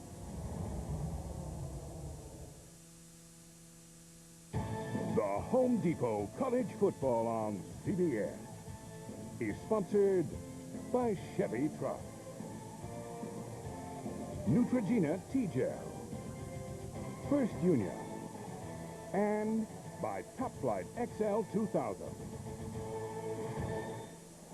I am reminded watching that Cecilia Seiler, owner of Uga the 5th or the 6th, is quoted as saying that her real dog is not fond of the human dog.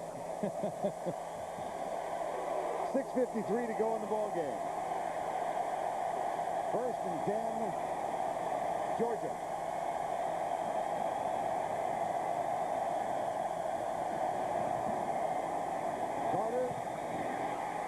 the 31-yard line. Catch made. It'll be second down. And once again, let's go back to New York and get another update from Tim Brandon.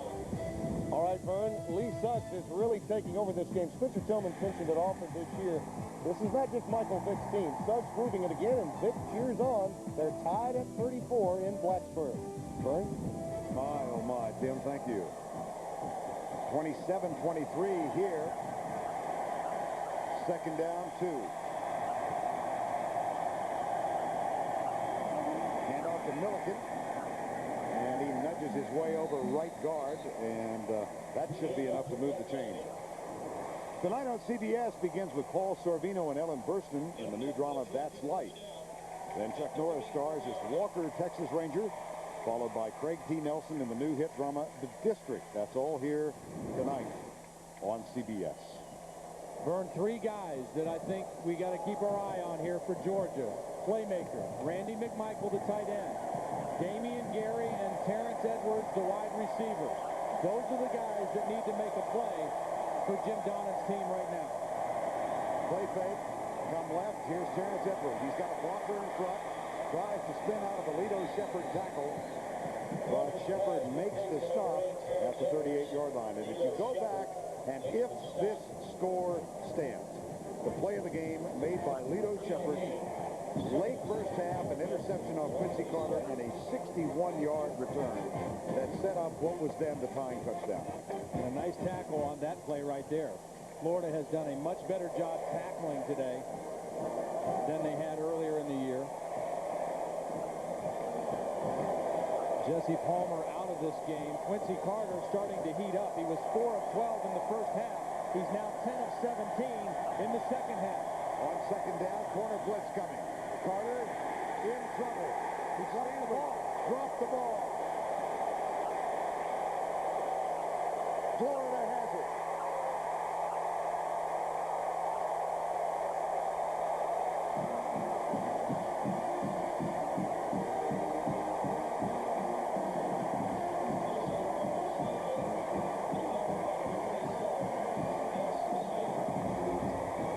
Quincy Carter started to leave the pocket.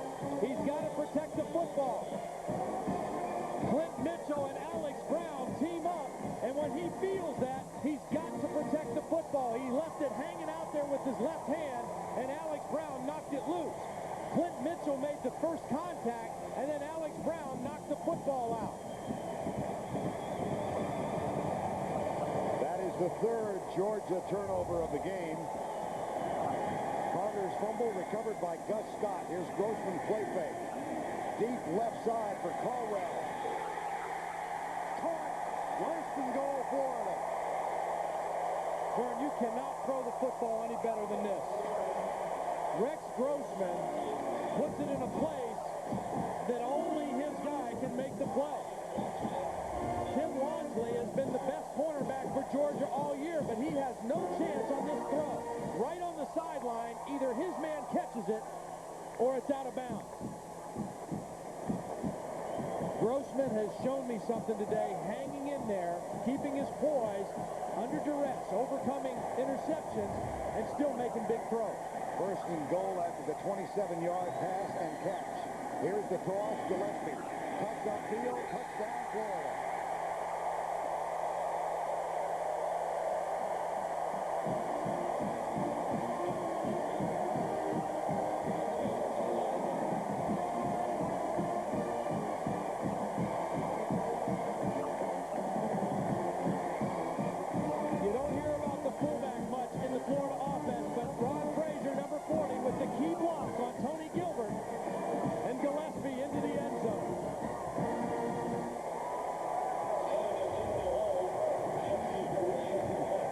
Point from Jeff Chandler. This time he knocks it home. And there is a flag down on the try for extra point. Gillespie, this time on the ground. Recall, he had the tying touchdown when he dived for the goal line just before the halftime break. Penalties decline. Tries good. And how many times in this series has Florida forced a turnover and then taken advantage with touchdowns?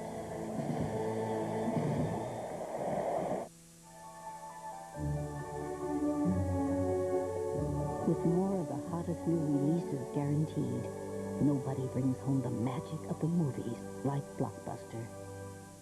Rent The Patriot this week at Blockbuster. Before they were soldiers, they were family. Before there was a nation, there was a fight for freedom. The Patriot, starring Mel Gibson, rated R, guaranteed on VHS and available on DVD at Blockbuster. Blockbuster, bringing entertainment home.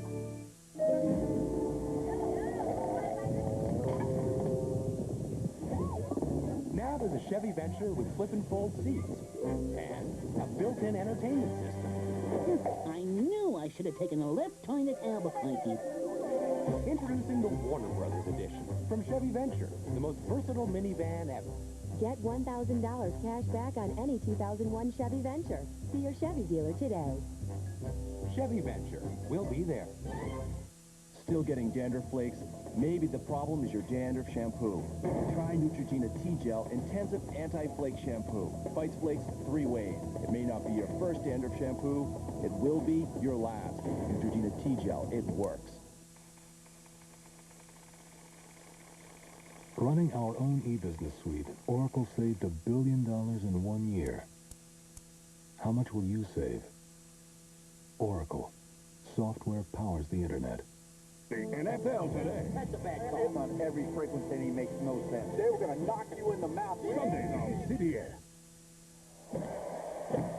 Robert Gillespie gets the touchdown after the 27-yard pass from Grossman to Colwell. And Rex Grossman. And here's the kick taken by Thornton, a yard in. Comes up. Devon Ratliff, number 1, the cornerback, the true freshman. And after the fumble by Quincy Carter, Grossman's first play. And this, as much as anything, is why Florida has held a major upper hand in this series. They get a turnover, they go right for the jugular. They get the big play, and then they convert it with a touchdown. In this ball game, 3 Georgia turnovers have led to 14 of Florida's points. Since 1996, 15 Georgia turnovers, 52 Florida points. That's the difference when these two teams play. Quincy Carter, as he will never forget, had a fumble in last year's game. Screen pass, tipped. Clint Mitchell, number 94. Now, we mentioned a couple times, if there is a key play in this game, it came on this crossing pattern as Carter went back deep. Late first half, and Lito Shepherd with the interception. Well, not only did Georgia have momentum and the lead and driving for another possible score, they were up 17-9. The return not only killed that scoring drive, but put the Gators in scoring position of themselves, and they were able to tie it at halftime. That was a 61-yard return. It led to a 17-7 score at the break. Milliken's in, Carter sets and throws right side. Tackle made by Cromartie immediately on Damian Gary. How's Alabama doing? Let's go back to New York and find out from Timmy B. Vernon Todd, I think it's safe to say Alabama's the most disappointing team in the country. Javier Borleggi, 37 yards for Central Florida. An alumni loss to Tennessee last week. An upset loss to Central Florida this week. Mike DuBose is in some trouble, new contract or not, in Tuscaloosa. I got to correct myself, too. To win like that, I called them the Black Knights. They're the Golden Knights. Good win for Central Florida. Huge. Carter still on his feet, down at the 28-yard line. The clock at 3:39 is running. You know, one of the problems that Quincy Carter has had in his career, and particularly in the big ball games, is he has had a tendency to sometimes try to force the issue and to make too big of a play. He settled down in the second half. He started to make some nice plays, but then that fumble, when he really should have protected the football and taken the loss, has put his team in a real hole right now.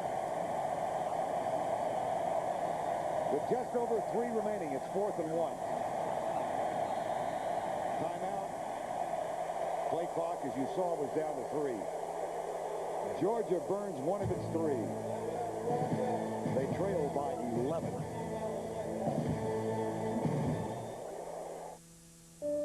What kind of a company are we? We're a company of 70,000 people. People not all that different than you. We have families, children. We have your same hopes and fears, your same dreams and expectations. We've come from little towns and big cities, from farms and playgrounds and dusty ball fields, from schools throughout the country, some famous, some small with unknown names. The people of this company are not that much different than you. We're a community, one with a shared conviction that it's our job to make others' lives better and easier and more prosperous and secure. And knowing that if we can just do that, our lives will be better too. Who are we?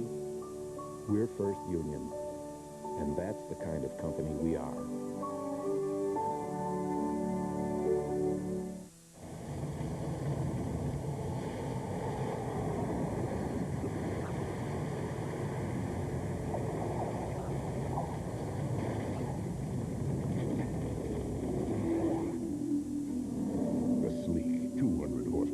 Chevy Monte Carlo SS. Green. The side you show the world is up to you. Ever wondered where's a cop when you need one? I'm instituting a new shift. You do this, and morale will collapse. What do you think, the crooks are home watching their kids? All new The District, CBS tonight. Gators trying to go 5-1 in SEC East play. Jim Donovan's team also trying to do that. 4th down and 1. Left side, Brent Milliken picks up the first down for the Bulldogs. And John Hoke and the Gator defense, they don't care about giving up that conversion right now because the clock still goes. It's down as they set the chains, going under 3 minutes. And Georgia still needs to make up 11 points. So Florida content to give up short games and keep the clock going. Carter goes right. Catch made by Terrence Edwards. And time now for our CBS Sportsline stat of the game. Florida with 14 points off of 3 Georgia turnovers, and Georgia with 17 points off 3 interceptions and a fumble recovery. For complete college football coverage, go to cbs.sportsline.com. Dropped. Reginald Brown.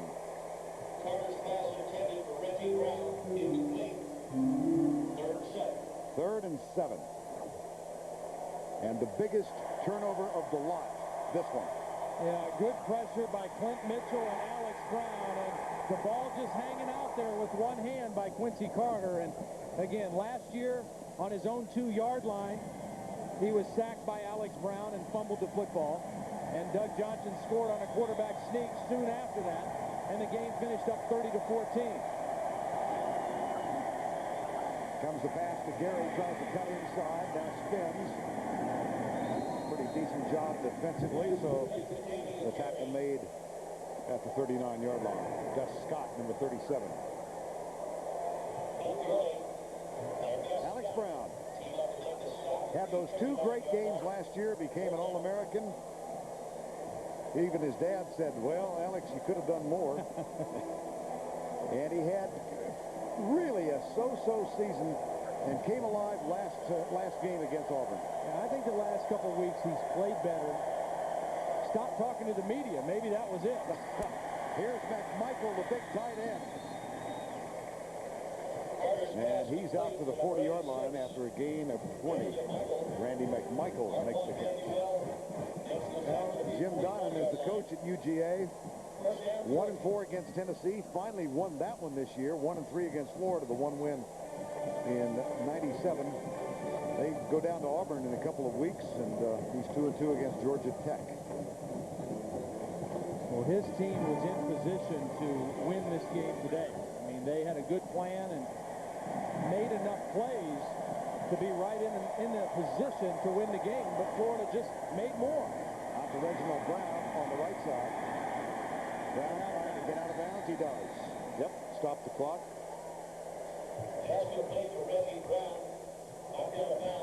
1:35 to go. Thaddeus Bullard made the tackle.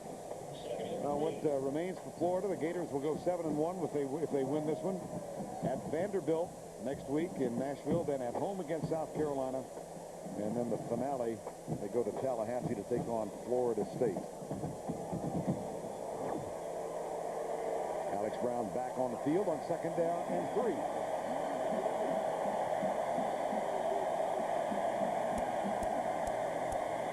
Pump, lets it go, deep, caught at the 11-yard line, Damian Gary.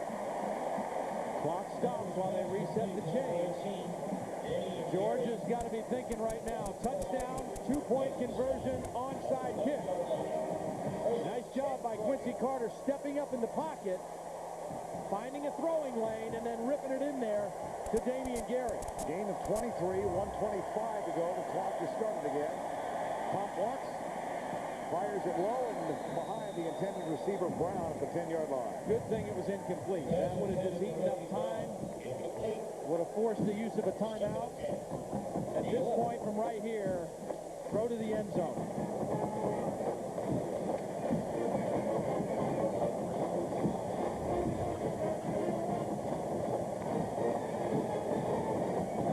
On the sideline, Steve Spurrier has won 9 of 10.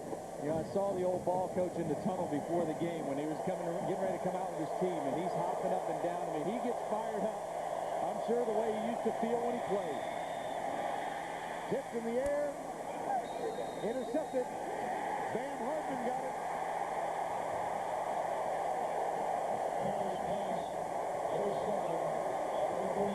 Alex Brown was there to tangle things up.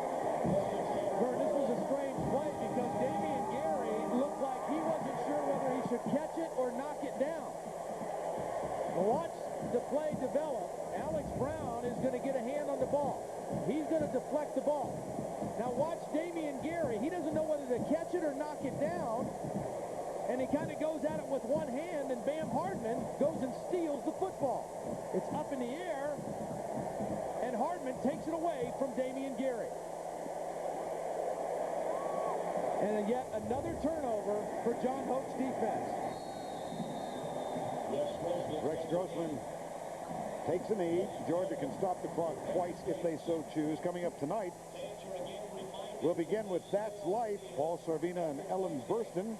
And Chuck Norris stars in Walker, Texas Ranger, followed by Craig T. Nelson in the new hit drama, The District. That's the lineup tonight on CBS.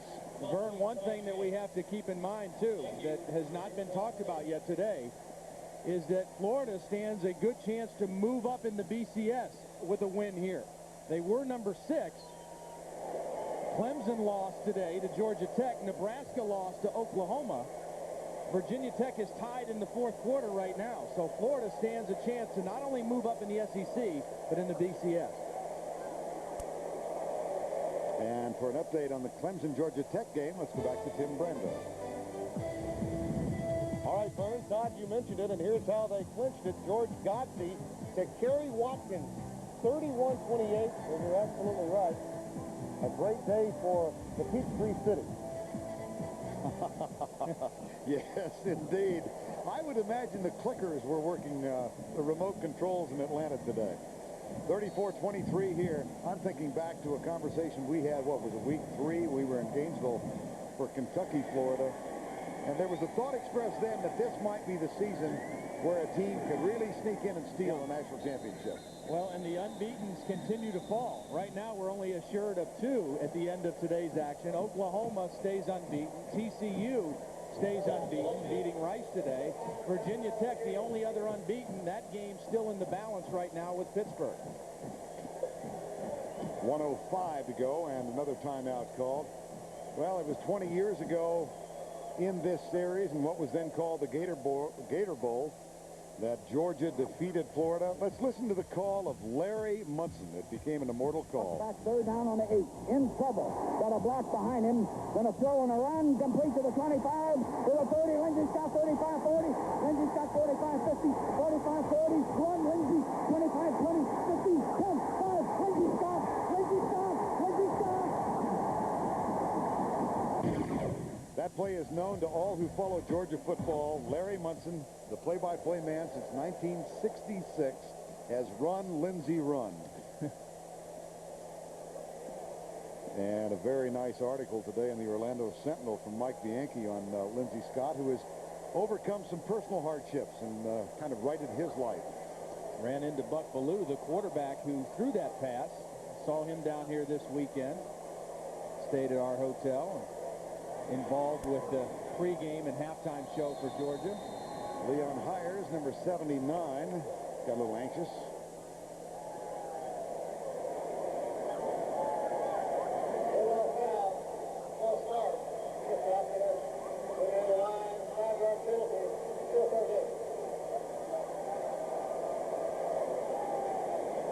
Jesse Palmer, injured right ankle. So unable to really enjoy right now his major contribution to this victory. Yep.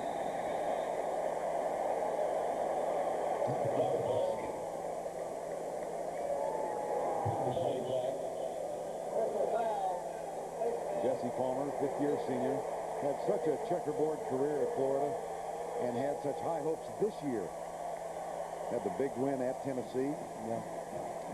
And those numbers didn't look like much, but when Florida needed a spark, Jesse Palmer gave it to him. Rex Grossman was struggling, had thrown 3 interceptions, took him out, got a spark from Palmer, and when Grossman came back in the ballgame, looked like a much different quarterback for Steve Spurrier. After the penalty, first down and 10 with 54 seconds to go. And Georgia out of timeouts.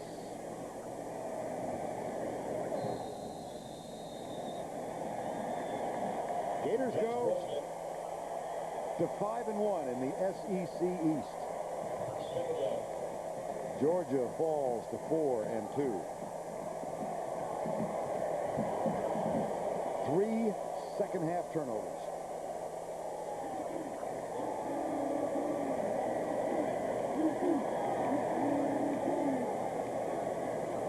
Florida continues their trend of forcing turnovers. That has been the story of their season defensively, and that guy right there, Lito Shepherd, the biggest play of the game for Steve Spurrier.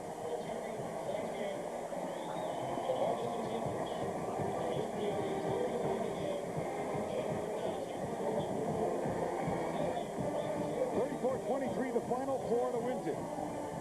They go to 7-1. Today's player of the game presented by Salomon Smith Barney. We're going to give it to Lito Shepherd, the sophomore who comes back home. Played for Raines High School in Jacksonville. 4 tackles, a huge interception with a marvelous run.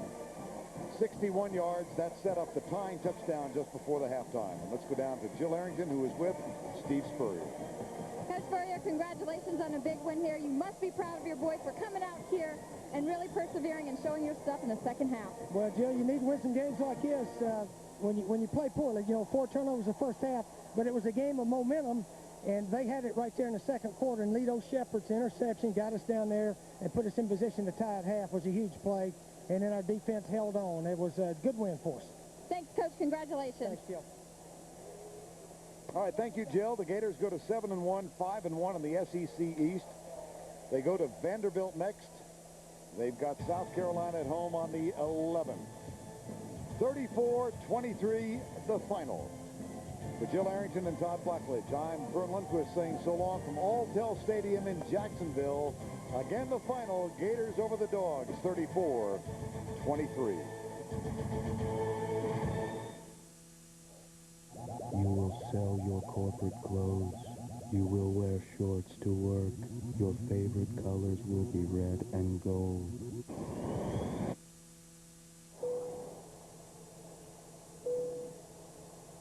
Ever wondered where's a cop when you need one? I'm instituting a new shift. You do this, and morale will collapse. What do you think? The crooks are home watching their kids? All new The District, CBS tonight.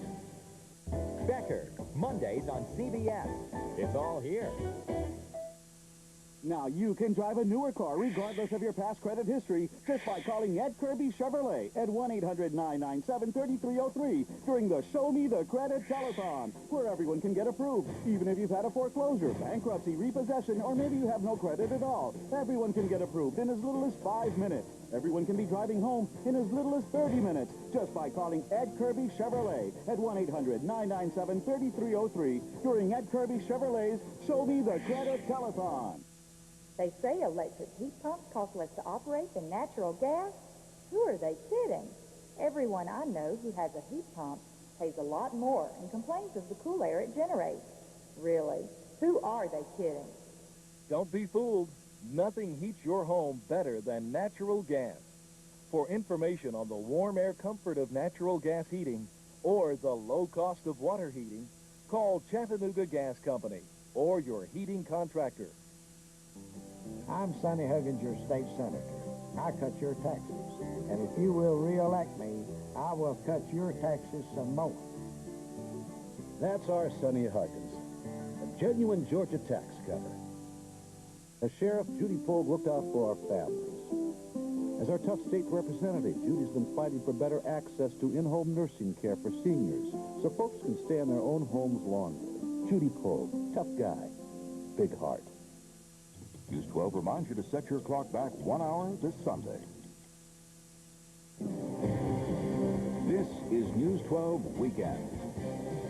The presidential race is going down to the wire with both sides working harder than ever. And Chattanoogans turn